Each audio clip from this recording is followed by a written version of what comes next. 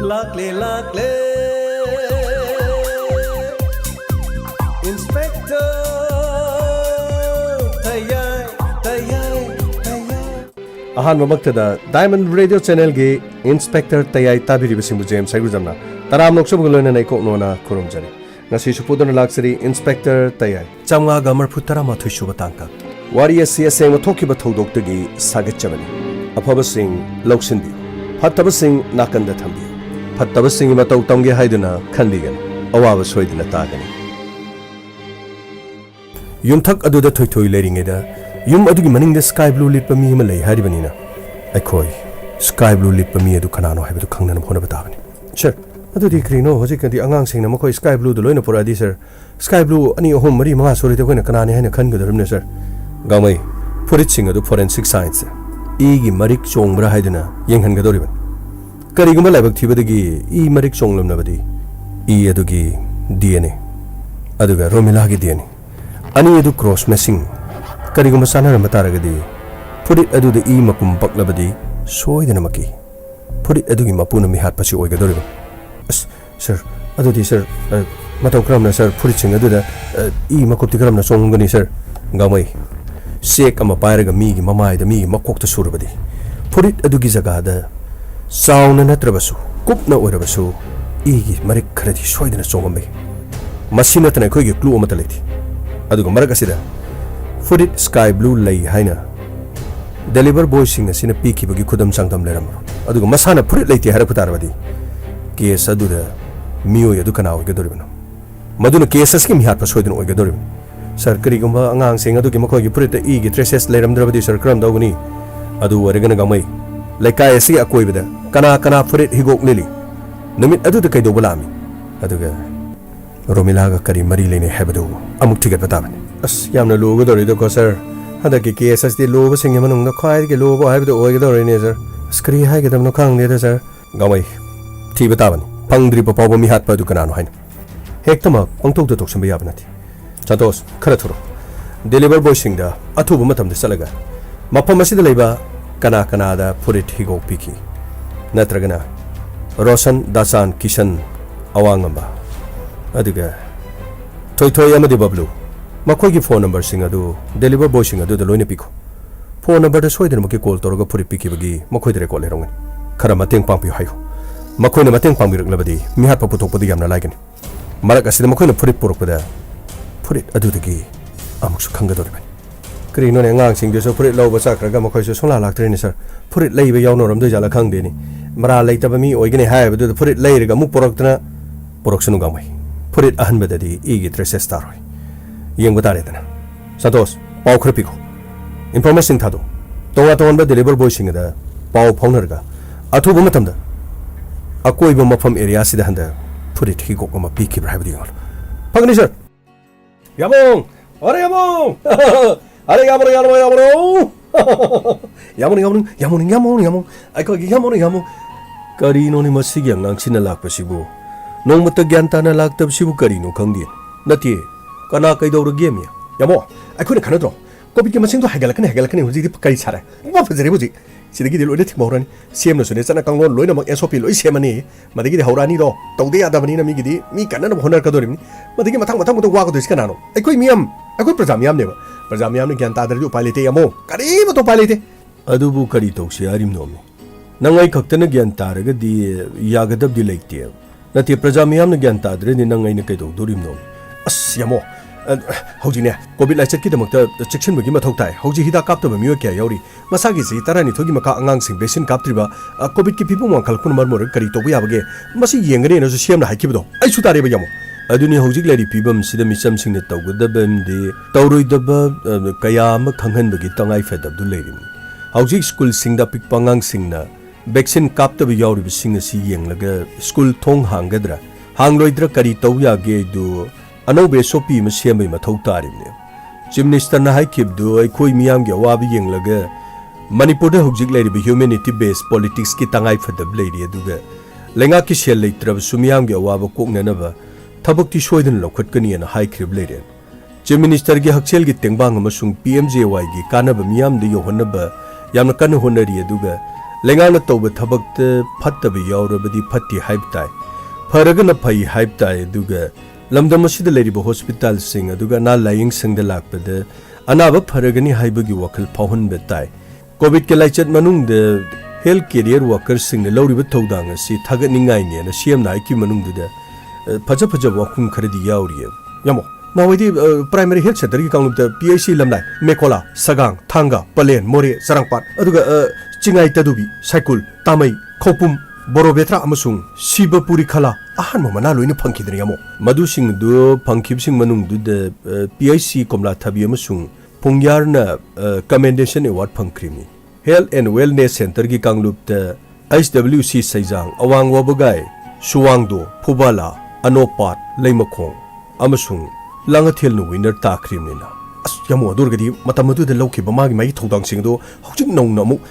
ꯃꯁꯤꯒꯤ ꯕꯤꯁꯅꯨꯄꯨꯔꯒꯤ district hospital ꯑꯗꯨꯒ CHC ꯅꯝꯕꯣꯜꯅ ꯑꯍꯥꯟꯕ ꯑꯃꯁꯨꯡ ꯁꯕ ꯗꯤꯁꯇ꯭ꯔꯤꯛ ꯍꯣꯁꯄꯤꯇꯥꯜ ꯃꯣꯔꯦꯅ ꯑꯅꯤꯁꯨꯕ ꯇꯥꯈꯤꯗꯅ ꯃꯗꯨ ꯍꯣꯁꯄꯤꯇꯥꯜꯁꯤꯡꯁꯤꯅ ꯑꯃꯨꯛ ꯅꯧꯅ ꯑꯃꯨꯛ ꯂꯩꯅꯥ ꯑꯁꯤ ꯍꯦꯟꯒꯠꯂꯛꯄꯁꯤꯗ ꯃꯗꯨꯒꯤ ꯊꯧꯗꯥꯡꯗꯣ ꯑꯃꯨꯛ ꯍꯦꯟꯅ ꯇꯧꯁꯟꯕꯤꯔꯕꯗꯤ ꯑꯗꯨꯒ ꯍꯥꯟꯅ ꯃꯅꯥ ꯐꯪꯍꯧꯗꯕꯁꯤꯡꯁꯨ ꯃꯅꯥ ꯐꯪꯅꯅꯕ ꯀꯔꯤꯅꯣ ꯈꯔ ꯇꯧꯈꯠꯂꯒ ꯑꯩꯈꯣꯏ ꯀꯣꯚꯤꯗꯅ ꯅꯥꯔꯤꯕꯁꯤꯗꯒꯤ ꯉꯥꯛꯊꯣꯛꯅꯕ ꯊꯧꯗꯥꯡꯗꯣ ꯂꯧꯔꯗꯤ ꯌꯥꯝꯅ ꯐꯒꯅꯤꯅꯦ ꯑꯃꯨꯛ ꯑꯗꯨꯅꯤꯅꯦ ꯍꯧꯖꯤꯛ ꯂꯩꯔꯤꯕ ꯋꯥꯐꯝꯁꯦ ꯀꯣꯚꯤꯗ ꯅꯥꯕꯒꯤ ꯃꯁꯤꯡ ꯍꯦꯟꯒꯠꯂꯛꯄ ꯃꯇꯝꯁꯤꯗ ꯂꯩꯉꯥꯛꯅ ꯃꯍꯩꯔꯣꯏꯁꯤꯡꯒꯤꯗꯃꯛꯇ ꯃꯤꯠꯌꯦꯡ ꯆꯪꯕꯒꯤ ꯃꯇꯝꯗꯨꯗꯤ ꯂꯩꯔꯕꯅꯦꯕ ꯁꯤꯗ ꯌꯦꯡꯍꯧꯗꯕ ꯇꯥꯔꯗꯤ ꯄꯤꯛꯂꯤꯕ ꯑꯉꯥꯡꯁꯤꯡꯁꯤꯗꯒꯤ ꯃꯔꯤ ꯁꯟꯇꯣꯛꯈꯤꯕ ꯇꯥꯔꯗꯤ ꯑꯋꯥꯕ ꯑꯣꯏꯗꯣꯔꯤꯕꯅꯦꯕ ꯑꯁ ꯌꯥꯝꯃꯣ ꯃꯁꯤꯗ ꯅꯠꯇꯦꯗ ꯍꯧꯖꯤꯛ ꯇꯧꯔꯤꯁꯤ ꯃꯤꯡ ꯆꯟꯕꯒꯤꯅꯦꯅ ꯃꯁꯤꯗꯩꯗ ꯀꯔꯤꯅꯣ ꯏꯝꯐꯥꯜꯒꯤ ꯁ꯭ꯀꯨꯜ ꯑꯃꯅꯤꯗ ꯃꯤꯡ ꯆꯟꯗꯣꯔꯤꯕꯅꯦꯅ ꯃꯃꯥ ꯃꯄꯥ ꯑꯃꯗꯤ ꯁꯥꯇ꯭ꯔ ꯃꯌꯥꯝ ꯑꯃꯗꯤ ꯀꯔꯤꯅꯣ ꯂꯣꯏꯅꯃꯛ ꯁꯣꯔꯣꯛꯇ ꯑꯍꯤꯡ ꯂꯦꯛꯑꯒ ꯀꯔꯤꯅೋ ꯂꯣꯏꯅ ꯀꯥꯡ ꯃꯔꯛꯇꯨꯗ ꯆꯥꯗꯕꯣꯏ ꯂꯩꯈ꯭ꯔꯦ ꯅꯠꯇꯦ ꯑꯇꯩ ꯂꯩꯔꯤꯕꯁꯤꯡꯁꯤꯗꯤ ꯊꯣꯏꯅ ꯇꯝꯅꯤꯡꯗꯕ ꯖꯥꯠꯂ ꯈꯪꯗꯦꯕ ꯑꯃ ꯑꯅꯤ ꯂꯩꯔꯤꯕꯗꯨꯗ ꯄꯨꯂꯞ ꯑꯣꯝꯁꯤꯜꯂꯒ ꯇꯝꯗꯧꯗꯨꯒꯤ ꯑꯁ ꯀꯔꯤꯅꯣ ꯁꯥꯇ꯭ꯔ ꯀꯔꯤ ꯃꯃꯥ ꯃꯄꯥ ꯄꯨꯝꯅꯃꯛ ꯆꯔꯥ ꯍꯦꯟꯅ ꯍꯣꯠꯅꯩꯗꯨ ꯄꯨꯔꯥ ꯑꯔꯣꯏꯕꯤꯅꯤ ꯑꯗꯨꯒꯤ ꯋꯥꯕꯗꯤꯇꯣ ꯇꯝꯅꯤꯡꯕꯒꯤ ꯋꯥꯈꯜꯂꯣꯟ ꯑꯃ ꯐꯥꯎꯔꯤꯗꯨ ꯈꯔ ꯑꯐꯕ ꯑꯣꯏꯕꯩ ꯑꯣꯏꯕ ꯇꯥꯏ ꯅꯠꯇ꯭ꯔꯒꯗꯤ ꯑꯇꯩ ꯂꯩꯔꯤꯁꯤꯡꯁꯤꯗ ꯏꯟꯅꯗ꯭ꯔꯤꯁꯤ ꯈꯔ ꯄꯥꯝꯅꯕ ꯋꯥꯠꯂꯝ ꯇꯥꯏ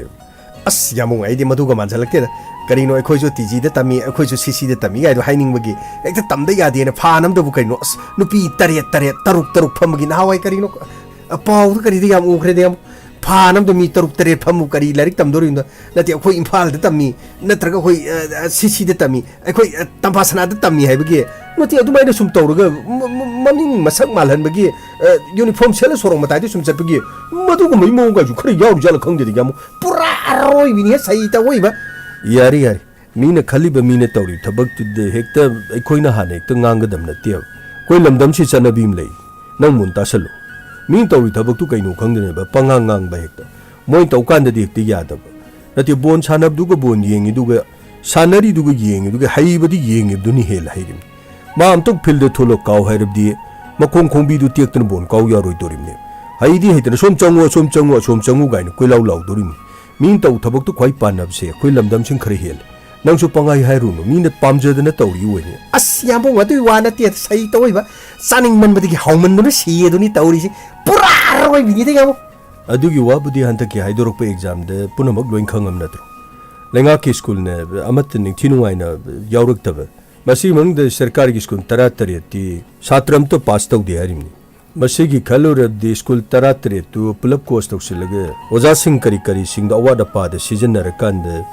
ꯄꯥꯁ ꯇꯧꯔꯣꯏꯗꯧꯕ ꯑꯣꯏꯔꯕꯗꯤ ꯀꯔꯤꯅꯣ ꯃꯗꯩꯗ ꯁꯔꯀꯥꯔꯅ ꯃꯤꯠꯌꯦꯡ ꯆꯪꯉꯒ ꯁ꯭ꯀꯨꯜꯁꯤꯡꯗꯨ ꯆꯥꯎꯈꯠꯅꯅꯕ ꯐꯠꯇꯦꯅ ꯈꯪꯂꯕ ꯁ꯭ꯀꯨꯜꯁꯤꯡꯗꯨꯗꯤ ꯃꯊꯪ ꯆꯍꯤꯗ ꯊꯣꯛꯇꯅꯕ ꯀꯩꯅꯣ ꯈꯔ ꯇꯧ ꯐꯩꯌꯦꯕ ꯑꯗ ꯇꯥꯏ ꯌꯥꯝ ꯃꯗꯨꯗꯅꯤ ꯁꯩ ꯇꯧꯏꯕ ꯑꯁꯦꯡꯕ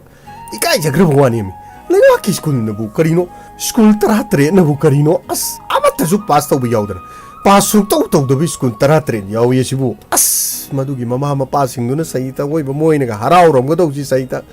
ꯂꯥꯛꯑꯣ ꯏꯆꯥꯗꯤ ꯉꯥ ꯑꯉꯧꯕ ꯊꯣꯡꯗꯅ ꯄꯤꯖꯔꯒꯦ ꯂꯥꯛꯑꯣ ꯐꯦꯜ ꯑꯣꯏꯕꯒꯤ ꯂꯥꯛꯑꯣ ꯍꯥꯏꯗꯅ ꯄꯨꯔꯥ ꯑꯔꯣꯏꯕꯤꯅꯤꯗ ꯌꯥꯝ ꯕꯣꯔꯗ ꯑꯣꯐ ꯁꯦꯀꯦꯟꯗꯔꯤ ꯏꯖꯨꯀꯦꯁꯟ ꯃꯅꯤꯄꯨꯔ ꯕꯣꯁꯦꯝꯅ ꯂꯧꯔꯤꯕ ꯀꯨꯝꯖꯥ 2022ꯒꯤ ꯍꯥꯏ ꯁ꯭ꯀꯨꯜ ꯂꯤꯚꯤꯡ ꯁꯥꯔꯇꯤꯐꯤꯀꯦꯠ ꯑꯦꯛꯖꯥꯃꯤꯅꯦꯁꯟꯒꯤ ꯐꯜ ꯂꯥꯎꯊꯣꯛꯈꯤꯕꯗ ꯑꯣꯏꯔꯤ ꯐꯤꯕꯝꯁꯤ ꯌꯦꯡꯉꯨ ꯑꯦꯛꯖꯥꯃꯤꯅꯦꯁꯟ ꯑꯁꯤꯒꯤ ꯄꯣꯖꯤꯁꯟ ꯍꯣꯜꯗꯔ 15 ꯂꯧꯊꯣꯛꯄꯗ ꯂꯩꯉꯥꯛꯀꯤ ꯁ꯭ꯀꯨꯜ ꯑꯃꯠꯇꯒꯤ ꯃꯃꯤꯡ ꯌꯥꯎꯔꯛꯇ꯭ꯔꯦ ꯀꯨꯝꯁꯤ ꯆꯍꯤꯒꯤ ꯑꯣꯏꯅ ꯀꯦꯊꯂꯤꯛ ꯁ꯭ꯀꯨꯜ ꯀꯥꯟꯆꯤꯄꯨꯔꯒꯤ ꯃꯍꯩꯔꯣꯏ ꯔꯥꯍꯨꯜ ꯂꯥꯏꯁ꯭ꯔꯝ ꯃꯀꯣꯛ ꯇꯥꯔꯦ ꯍꯦꯔꯤꯇꯦꯖ ꯀꯟꯚꯦꯟꯠ ꯎꯔꯤꯄꯣꯛꯀꯤ ꯅꯣꯡꯃꯥꯏꯊꯦꯝ ꯙꯟꯖꯤꯠ ꯑꯃꯁꯨꯡ ꯁ꯭ꯀꯨꯜ ꯑꯁꯤꯃꯛꯀꯤ ꯇꯅꯤꯁꯀꯥ ꯇꯣꯡꯕ꯭ꯔꯝꯅ ꯄꯨꯟꯅ ꯑꯅꯤꯁꯨꯕ ꯄꯣꯖꯤꯁꯟꯗ ꯑꯗꯨꯒ ꯌꯨꯔꯦꯀꯥ ꯑꯦꯀꯥꯗꯃꯤ ꯊꯧꯅꯥꯎꯖꯝꯒꯤ ꯃꯦꯟꯀꯥ ꯍꯨꯏꯗ꯭ꯔꯣꯝ ꯑꯗꯨꯒ ꯔꯇꯟ ꯀꯨꯃꯥꯔ ꯃꯦꯃꯣꯔꯤꯌꯦꯜ ꯁ꯭ꯀꯨꯜ ꯀ꯭ꯋꯥ ꯀꯩꯊꯦꯜ ꯍꯩꯅꯧ ꯈꯣꯡꯅꯦꯝꯕꯤꯒꯤ ꯖꯦꯁꯤꯌꯥ ꯈꯣꯏꯔꯛꯄꯝ ꯑꯣꯏꯔ ꯃꯥꯜꯂꯦꯀꯣ ꯄꯨꯟꯅ ꯑꯍꯨꯝꯁꯨꯕ ꯄꯣꯖꯤꯁꯟꯗ ꯂꯧꯃꯤꯟꯅꯈ꯭ꯔꯦꯕ ꯑꯦꯛꯖꯥꯝ ꯑꯁꯤꯗ ꯄꯨꯟꯅ ꯃꯍꯩꯔꯣꯏ ꯊꯥꯈꯤꯕꯁꯤ लिसिंग कुंथ्रा मापन के चनी का कुंथ्रा हम दो था कि मनुंग फर्स्ट डिवीजन द महिरोय लिसिंग कुन का चहुंगा मरफुदरा हुंदो सेकेंड डिवीजन द लिसिंग मापन के चाम के यांखै हुंदो ने थर्ड डिवीजन द पास तौ खिबदो छात्र चनी का हुंफु निपान दि तौ खिब ममांग द दि थर्ड डिवीजन नि याम यामगा तैसि खरगा नेम स्टोरमी हौजिकति लाइरिक सि हाइदे दुम हाइनरब जान पुन महिरोय लिसिंग कुन का मापन के चनिपान तरा मरी दि एग्जाम पास तौ खिबसि सादे येंगलोरबदि हुंबुदरा के तरुंग नि हाइताई गवर्नमेंट स्कूल की ओइना पास तो बैचांग दी चाद हुंफु दशमिक मरी तरुग यौखियो एडेड स्कूल की ना हुंफुदरा दशमिक यांखैनी थोई ओइक्रिम प्राइवेट स्कूल की ना कयादे याम क्रमनि योंको साद मरफु दशमिक तरुग मापन ओइक्रिम हंदक की एग्जाम से द गवर्नमेंट स्कूल चहुंग सुन निपान सरुग याब द स्कूल निफुग तरे निफु निपान दी एडेड स्कूल हुंफुग निथोई सरुग याब द स्कूल तरा तरेट महिरोय अमा फौ पास तौखिद्रिमनि प्राइवेट स्कूल चु हंदक की पोजीशन फजब यावरिमनि प्राइवेट स्कूल चंगा गुंफु मंगाई मनुंग स्कूल तराग तरेती महिरोय लोइनमक फेल ओइबि यावरिमनि पोजीशन कुन मंगा लौथोकपुद महिरोय निफु हुंदो यावब ngomki हारिब निफु हुंदो सिद गवर्नमेंट स्कूल की महिरोय अमते यावखिदबसे ख्वाइदि इकाइनि ngaini अदुमक पुलेंगा की ओइबे स्कूल सिंगी मनुंग सिंथानिंगाई ओइबा थोंग अमद मोरांग पुरेन हाई स्कूल की महिरोय चामग तरुक एग्जाम थाबद महिरोय लोइनमक फर्स्ट डिवीजन द पास तरुकतना लेंगा की स्कूल पुनमक्तगी ख्वाइदगी हेनबगी रेकॉर्ड में थंब ngमखिबसिदि थागनिंगाइदि ओरिम मसिगी सुमतक गवर्नमेंट स्कूल सिंगी ममांग चाहिदगी टॉप टॉप मवोंग अमदा पास तौबगी चांग यामन वांगखिम हंदकी चाहिस द चाद हुंफु दशमिक मरी तरुकती पास तौक्रिम लेंगा की ओइनो महिरोय लिसिंग निपान चहुंग सुमन तरुक एग्जाम थाब द फर्स्ट डिवीजन लिसिंग अनि गे चनिपान कुनग निपान सेकेंड डिवीजन द लिसिंग अनि गे हुंबुदरा गे निपान थर्ड डिवीजन द महिरोय चामगा कुंदी पास तौकिम मसिमंग ताकलिबदि ममांग सही सिंगी येंगलुब द लेंगा की स्कूल सिंग खरदि खितंग दि फिबम फगन उरिमने अस यमु खंगदे तौरी थबकसे लेबाकसिदने तौरी ममोंगसि ज्ञान मैम ताद्रे करम मतमदो लेबासिने सौखलकदोर करम मतमदो ज्ञान मैम ताद्रे दि यमु board of secondary education Manipur लोबा स्कूल लिविंग सर्टिफिकेट एग्जामिनेशन द महिरोय सिंग थोई हेन ताना फमोय तनतन स्कूल पुनमक की फिबम करम तौरी बगे हाइबगी चांगयेंग फममसु ओरि मसिमाना मरम ओइरगा हंदकी सहीदा टॉपर ओइखिबदु महिरोय अदुना तुंगद थमलगा स्कूल अदुना मांग थार कांद कैथलिक स्कूल राहुल लाइस्रम मकोक ओइरे हरिबसिनी लेंगा के स्कूल चहुंग निपान अपुनब महिरोय लिसिंग निपान ग चहुंग सुमन तरुक एग्जाम थाबद महिरोय अमा फावबो पोजीशन यावरखिद्रिमनिदना पोजीशन लाउथोकलिबसि कुनमंगा खक्तनि हाइजरगसु महिरोय की मसिंग दि येंगलगदि मरफुग मापन पोजीशन लौरिमने मसिमना लेंगा की स्कूल सिंगी फिबम मसि कमदोरुगे दु खंगंगमिन स्टेट असिदा लेंगा की स्कूल अदुगे स्कूल मसिंग असि प्राइवेट का येंगनबद सुकी मति यामखरे प्राइवेट स्कूल से पुन चंगा गुंफु मंगाने पुन प्राइवेट स्कूल की छात्र मसिंग असिना तिलिसिंग कुन मापन गे चहुंग तरा तरुक एग्जाम थारिंगे मसि मनुंग दे खोइन उ फंगलिपसि गवर्नमेंट स्कूल सिंग नोम नोमगी सिथरगले दुगा लनाई गी मियो सिंग चलाइबा प्राइवेट स्कूल सिंग मसिंग हेनगलकले सि सिदैद खुदम दु सिंग उलमने लाइरब इमुंगी मियोय मयाम अमा प्राइवेट स्कूल सेल तिंगना दुम थाबंगमदि मसिना मरम ओरग गवर्नमेंट स्कूल सिंग द सि हौजिकसु तंगाई फदना दुम चलाइ तामने लाइरब महिरु सिंग खलग पास तौगेरा तौरोइरा दुना म ओइकरे मसिगी दमलेगान ओजा मयाम अमा हापलेगे तोलोप मयाम मयाम पीरगा महिरु सिंग लाइरिक तमहलिमने अदुबु मतौ करमना कमदौना महिरु सिंग असि लाइरिक तंबिरी अदुगा करम मतमद कमदौना गवर्नमेंट स्कूल सिंग असिदसु टॉप टॉप सिगुंबा टॉप पुथोकपंगमगदगी आइसे अखोय मयाम संगदना नैना हुदबदि याद्रिमनि चही खुदिंगी लिसांग सिना टॉपर पुथोकतबा आइबसिना लेंगा की स्कूल सिंग ममा मपा ओइबसिंग थाजबसि थमनरक्त्रिमने अमसुंग हाइरिबे स्कूल सिंग असिदे लाइरिक तमहननबा महिरोय थारकपगी चांगसि यामना नेमिने मतंग असिदे अखोयना पनबे याय मदुदि एग्जाम की फल असि येंगलगा मणिपुर की लेगांग मखाताना गवर्नमेंट की स्कूल सिंग हिंगहननबगी दम करी थबक लौखटकदगी आइबसिने स्कूल एजुकेशन अदुगा मसि यारिमखै पॉलिटिक्स तगी फ्री जोन अमा ओइननबा अदुगा मसिगी पांदम फंगहननबा हानबे थबक ओइना तौफम थोकलिमने ओजासिंग नत्रगा नन टीचिंग स्टाफ सिंगना वारकपा यारक्तबा अदुगा कमांड एंड कंट्रोल तौबा ngamlaktripsi political gi oiba khuchanglakpadagi ne na lobsu yai transfer की पॉलिसी निंगथीजन चनहनबा ngamdab sisu masisu asoiba chawbam ni haitai minister ना मान पाम मोंग दे थबक तौरिब सिसु असिगुम थौरांग सिंग सि सिननि हाबिय Maram aduna siguma thabak sing asi paikhatringe da school education asigi politics tagi free zone ohen bai si khwaidi mathau tari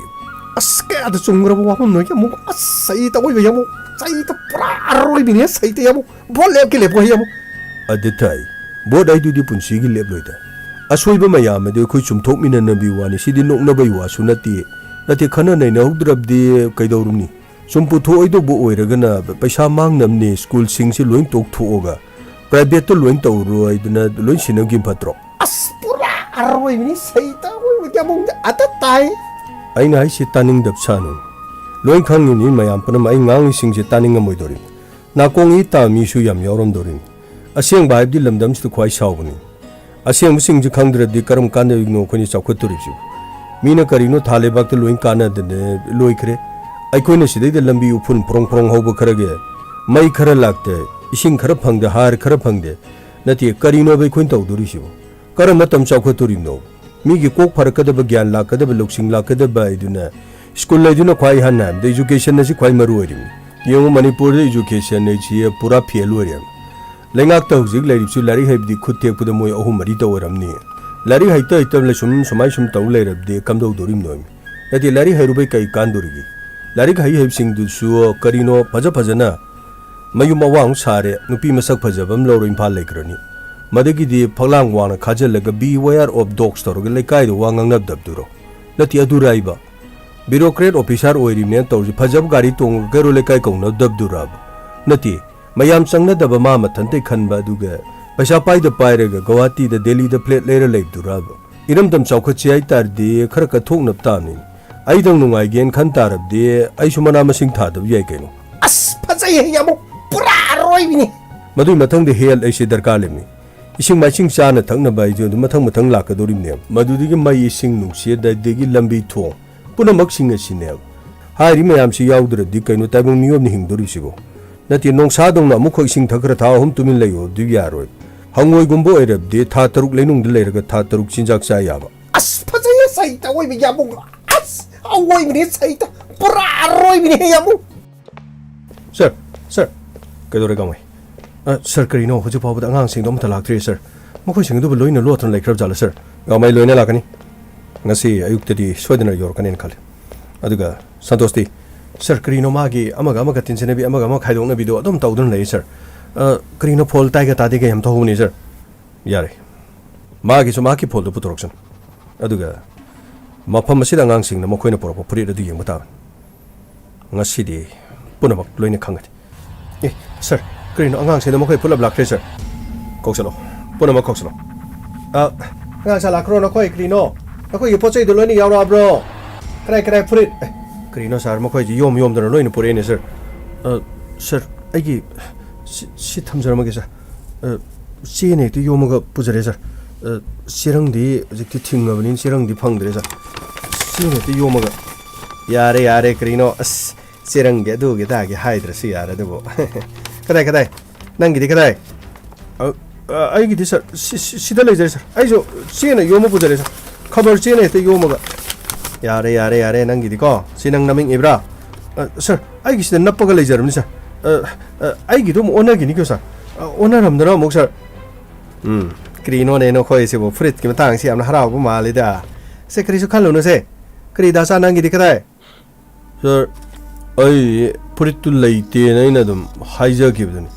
ado amman ba amna kuira ba aina class 8 9 dai de lit ki bam de leram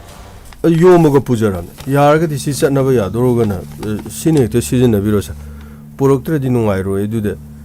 screen one ma ki sam harauna porokki be wani fare nakoi mayam gi sta loina thamoko aduga nakoi chalo sigi ka da pula phamaga layo kristo toroi atopo hang phawma gi ko kona sarna haira ka da nakoi loina ma korokane sta layo sir okay puriching de yama sta loina lere sir puriching asi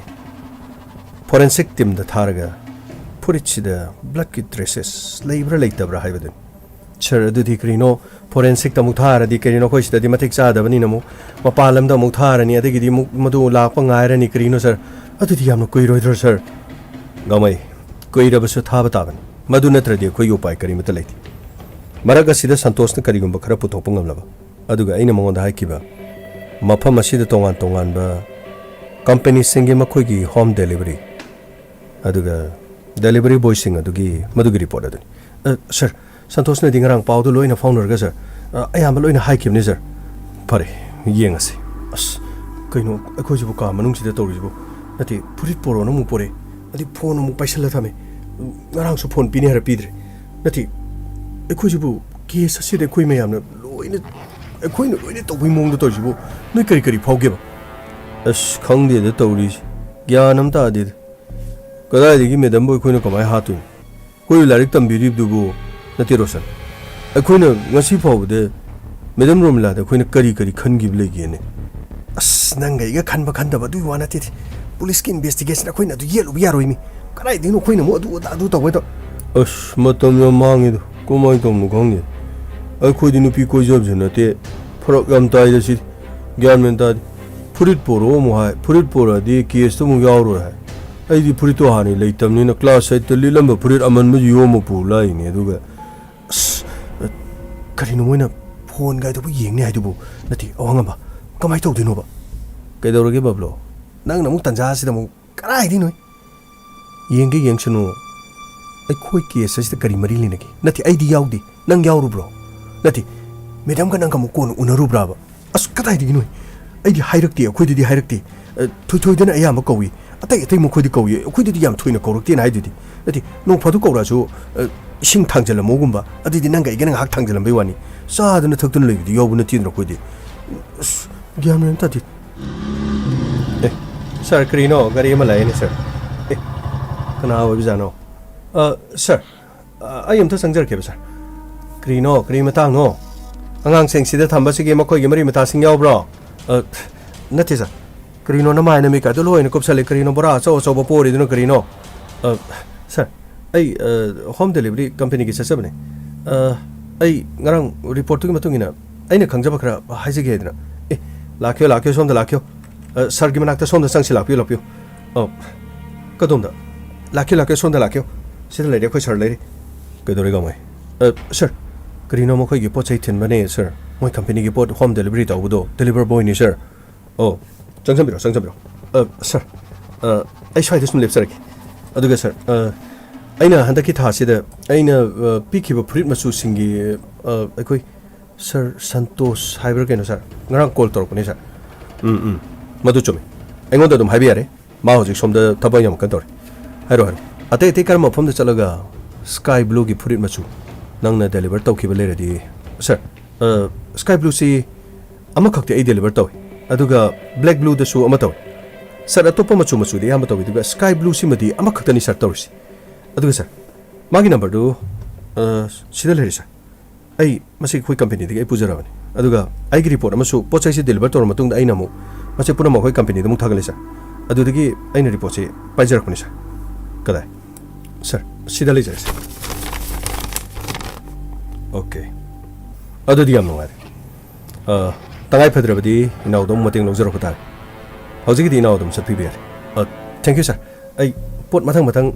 thinjar go dam ni sir adu di ai mo thokchar ge sir pani yobiro sir krino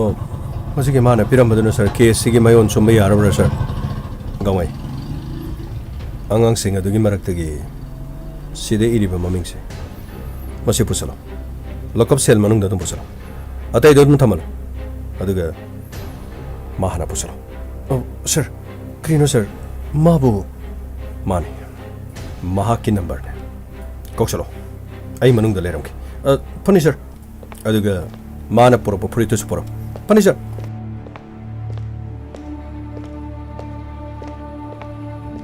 lakyo kriso waro no da nang ihana na thado pira do bani lakyo son sir ai bu sir krino ne na adu yam ki bu kari gino ne gamai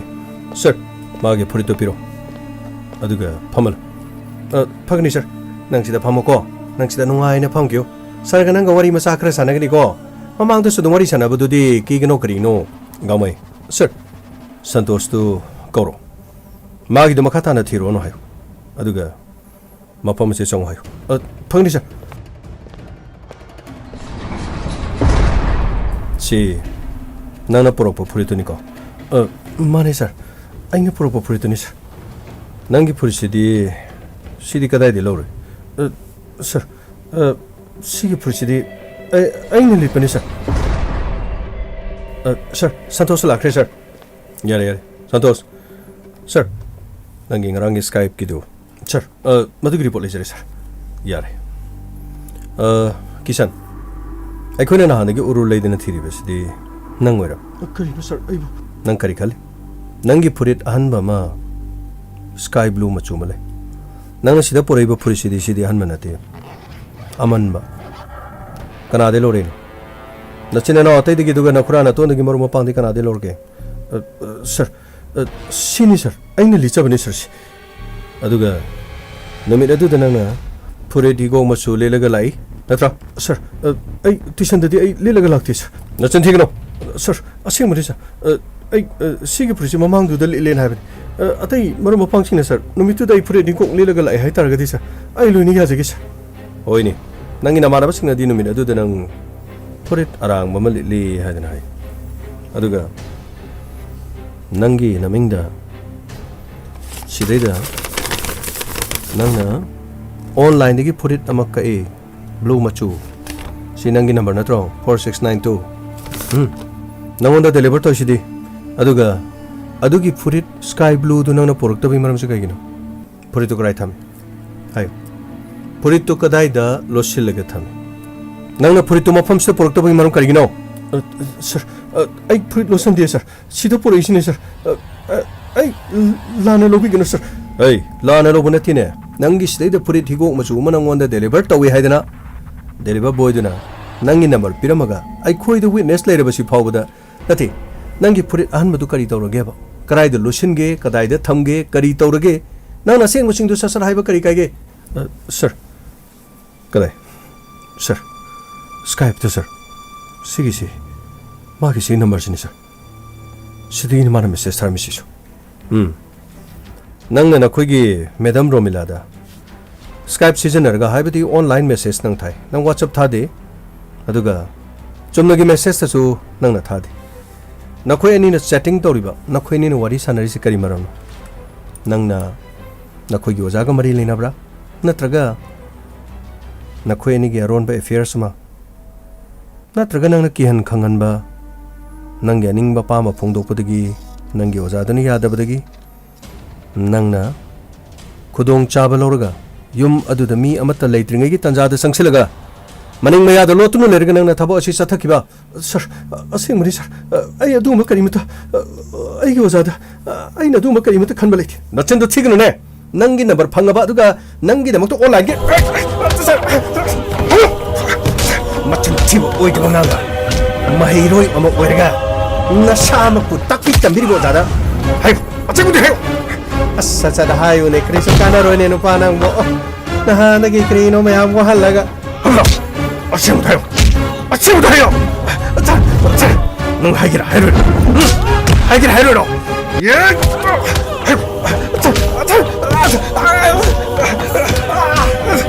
si batare ni krino kriso yang biro ne na mo nang sasat aran ma do nang krino sasat hai ko ne na lale har ga lale o krino sar yara ga dikitan ka pira mo sir ushit thoi da nahan makai nang khoi me ulai pare utak na thamba hayo nang gi osa kram na romina ma to kram na halai hayo hayo ne na chan na ai ne hat pare hayo ne acha ai jage sa hayo Mato karam na nanggu tapi tambiri banangi oja romila nang mato karam na aduga kari gidam to mahakpo si bagi khyata tan ki bana nang kari naning thungdaba nakhoi ani na kari mari lena ba puna maksing hayo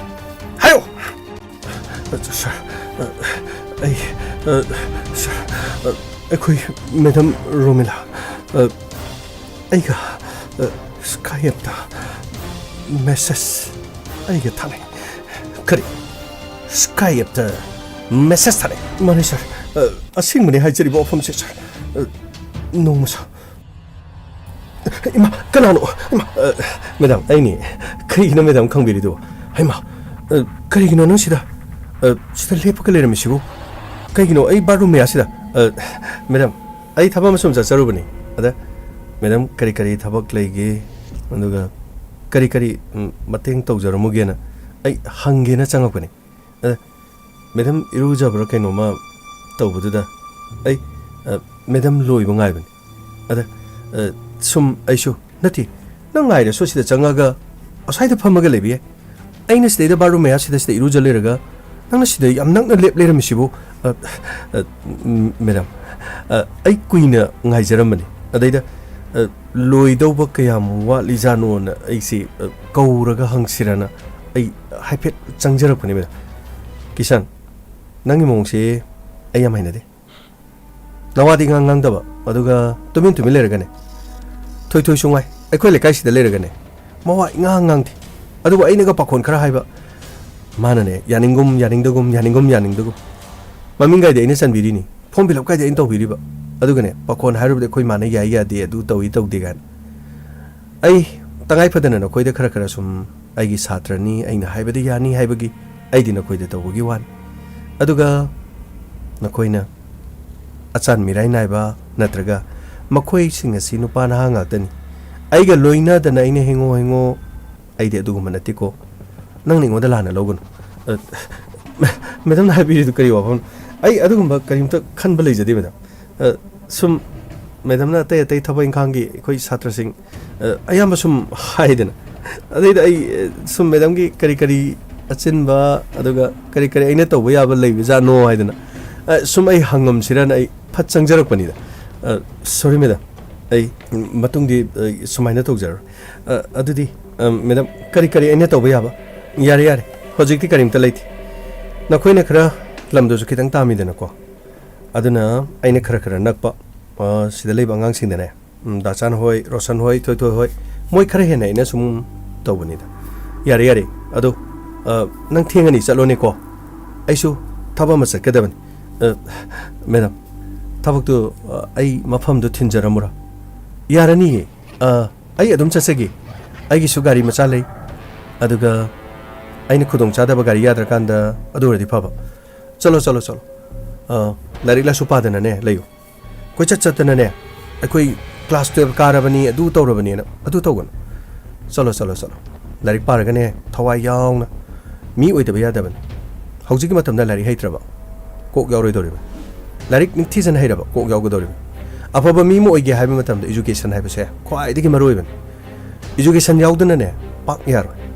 nang thabak tawba masung thabak tawdaba haiba dudi nangi raiba ki makha poli mi amana education mahitami se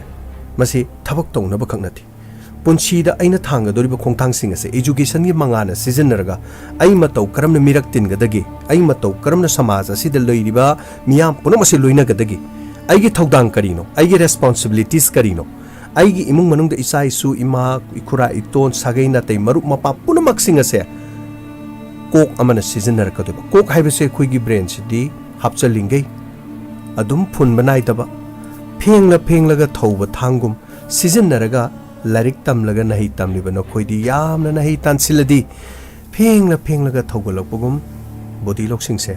yamna phagalakadab nang aina tuition tawbada diwa ingang de aduga ngang labasu nokhoi nokre makrem taw matamda ngasidi yam khangawdana inaksida lepamaga ai thinbiramgi aduga kari thabak lege ai yamna ngakpa phaw kisan adudi nang chalo ko Pani madam, ai matam punamakta madam na haiba ai adum injagani adaga madam na ba hairadi ai amukka su ai hene injagani madam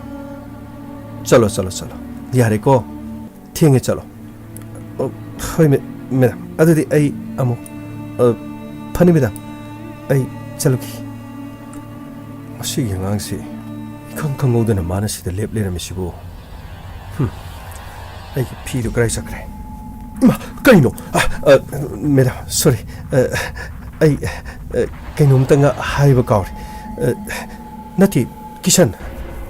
changa kuma tamda amuk changjar ke haigada bani ꯅꯪꯅ ꯍꯦꯛꯇ ꯆꯪꯉꯒ ꯑꯃꯨꯛꯁꯨ ꯑꯩꯒꯤ ꯇꯨꯡꯁꯤꯗ madam ꯑꯩ ꯍꯟꯗꯛꯀꯤ ꯊꯥꯒꯤ ꯐꯤ ꯑꯩ ꯄꯤꯊꯣꯛꯆꯔꯝꯃꯒꯦꯅ ꯇꯧꯕ ꯌꯥꯔꯦ ꯌꯥꯔꯦ ꯍꯟꯗꯛꯀꯤ ꯊꯥꯅꯦ ꯌꯥꯝꯅ ꯋꯥꯠꯂꯤ ꯅꯨꯃꯤꯠ 12 ꯋꯥꯠꯂꯤꯁꯤꯗꯤ ꯀꯔꯤꯒꯤꯅꯣ ꯅꯪꯅ ꯉꯁꯤ ꯐꯤ ꯄꯤꯊꯣꯛꯀꯦ ꯍꯥꯏꯁꯤꯕꯣ ꯃꯦꯗꯥꯝ ꯁꯨꯝ ꯄꯥꯏꯔꯗꯤ ꯆꯥꯊꯣꯛ ꯊꯛꯇꯣꯛꯄ ꯁꯨꯝ ꯁꯤꯖꯟꯅ ꯊꯣꯛꯈꯤꯕ ꯑꯇꯣꯞꯄ ꯃꯔꯝ ꯀꯌꯥꯃꯔꯨꯝ ꯁꯤꯖꯟꯅꯤꯡꯉꯥꯏ ꯍꯦꯛꯇ ꯂꯥꯛꯄ ꯌꯥꯎꯔꯤꯉꯩꯁꯤꯗ ꯄꯤꯊꯣꯛꯍꯧꯔꯗꯤ ꯑꯩꯉꯣꯟꯗ ꯑꯃꯨꯛ ꯇꯨꯏꯁꯟꯒꯤ ꯐꯤꯗꯣ ꯑꯃꯨꯛ ꯇꯣꯟꯗ꯭ꯔꯦꯗꯅ ꯑꯗꯨꯒꯤ ꯃꯦꯗꯥꯝ ꯌꯥꯔꯦ ꯌꯥꯔꯦ ꯌꯥꯔꯦ ꯑꯩꯅꯦ ꯅꯈꯣꯏꯗꯒꯤ ꯂꯧꯔꯤꯕ ꯐꯤꯁꯇꯨꯗꯤꯅꯦ ꯇꯉꯥꯏ ꯐꯗꯅ ꯂꯧꯕꯒꯤ ꯋꯥꯅꯤ ꯅꯈꯣꯏꯗꯒꯤ ꯐꯤꯁ ꯂꯧꯔꯒ ꯑꯩ ꯍꯤꯡꯒꯗꯕ ꯅꯠꯇꯦ ꯑꯩ ꯊꯥꯒꯤ ꯇꯣꯂꯣꯞ ꯌꯥꯝ ꯏꯅꯐ ꯑꯣꯏꯅ ꯐꯪꯏ ꯑꯩꯅ ꯅꯈꯣꯏꯗꯒꯤ ꯄꯩꯁꯥ ꯈꯔ ꯂꯧꯔꯤꯕꯗꯨꯗꯤꯅꯦ ꯍꯌꯦꯡ ꯅꯈꯣꯏꯅ ꯇꯉꯥꯏ ꯐꯗꯕ ꯃꯇꯤꯛ ꯆꯥꯕ ꯃꯤ ꯑꯃ ꯑꯣꯏꯗꯣꯔꯦ ꯍꯥꯏ ꯀꯥꯟꯗ ꯑꯩꯅ ꯑꯣꯟꯈꯠꯂꯒ ꯅꯈꯣꯏꯒꯨꯝꯕ ꯀꯌꯥꯗ ꯅꯠꯇ꯭ꯔꯒ ꯃꯍꯩ ꯃꯁꯤꯡ ꯇꯝꯕ ꯉꯝꯖꯗꯕ ꯀꯣ ꯑꯗꯨꯒ ꯊꯣꯏꯊꯣꯏꯗꯁꯨ ꯑꯩꯅ ꯃꯇꯦꯡ ꯄꯥꯡꯉꯤꯗꯅ ꯃꯈꯣꯏꯒꯨꯝꯕ ꯀꯌꯥꯗꯅꯦ ꯑꯩ ꯃꯇꯦꯡ ꯄꯥꯡꯊꯣꯛꯏ ꯅꯈꯣꯏꯗꯒꯤ ꯄꯩꯁꯥ ꯂꯧꯗꯅ ꯑꯩꯅ ꯐ꯭ꯔꯤꯗ ꯂꯥꯏꯔꯤꯛ ꯇꯥꯛꯄꯤ ꯍꯥꯏꯇꯥꯔꯒꯗꯤ ꯅꯈꯣꯏꯅ ꯂꯥꯏꯔꯤꯛ ꯑꯩꯅ ꯇꯥꯛꯂꯤꯕꯁꯤꯗꯅꯦ ꯂꯧꯁꯤꯟꯕ ꯉꯝꯃꯣꯏꯕ ꯅꯔꯟ ꯇꯤꯡꯉꯗꯤ ꯅꯍꯩ ꯇꯝꯕꯗꯨꯗ ꯄꯩꯁꯥ ꯇꯤꯡꯉꯤꯀꯣ ꯍꯥꯏꯔꯗꯤ ꯊꯋꯥꯏ ꯌꯥꯎꯗꯣꯏꯅꯤ ꯐ꯭ꯔꯤ ꯍꯥꯏꯕꯁꯤꯗ ꯅꯈꯣꯏꯅꯅꯦ ꯃꯤꯔꯥꯏꯔꯛꯀꯗꯧꯔꯤꯕ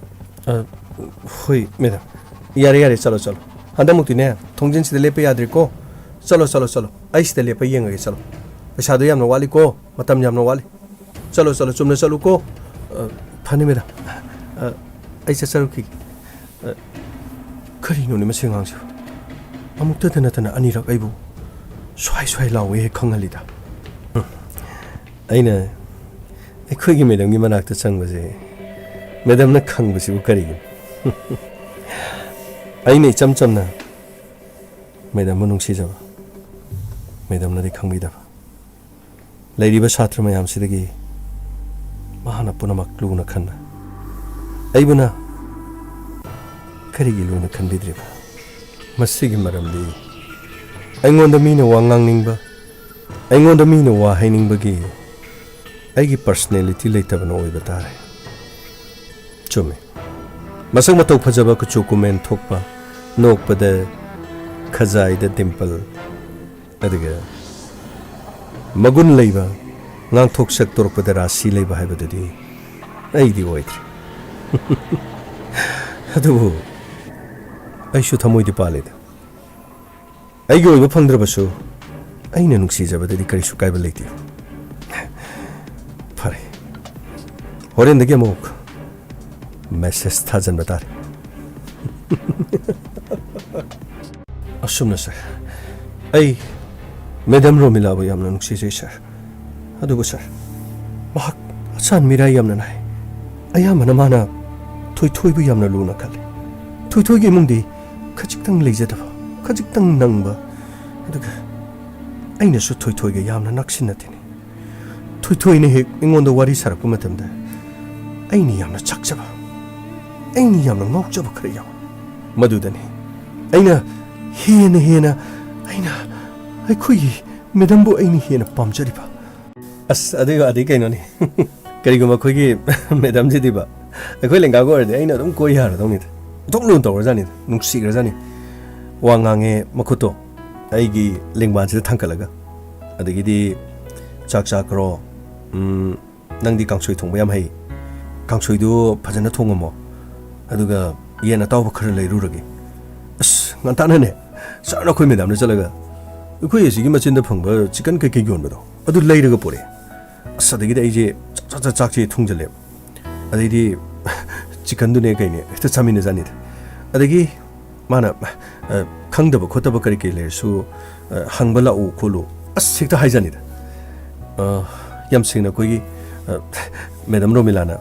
ꯑꯩꯕꯨꯗꯤ ꯌꯥꯝꯅ ꯈꯟꯕꯤꯕꯖꯥꯠꯅꯤ ꯑꯩꯈꯣꯏ ꯏꯃꯨꯡꯅ ꯈꯔꯒ ꯅꯥꯇꯩ ꯆꯥꯖꯗꯕ ꯑꯗꯨꯒ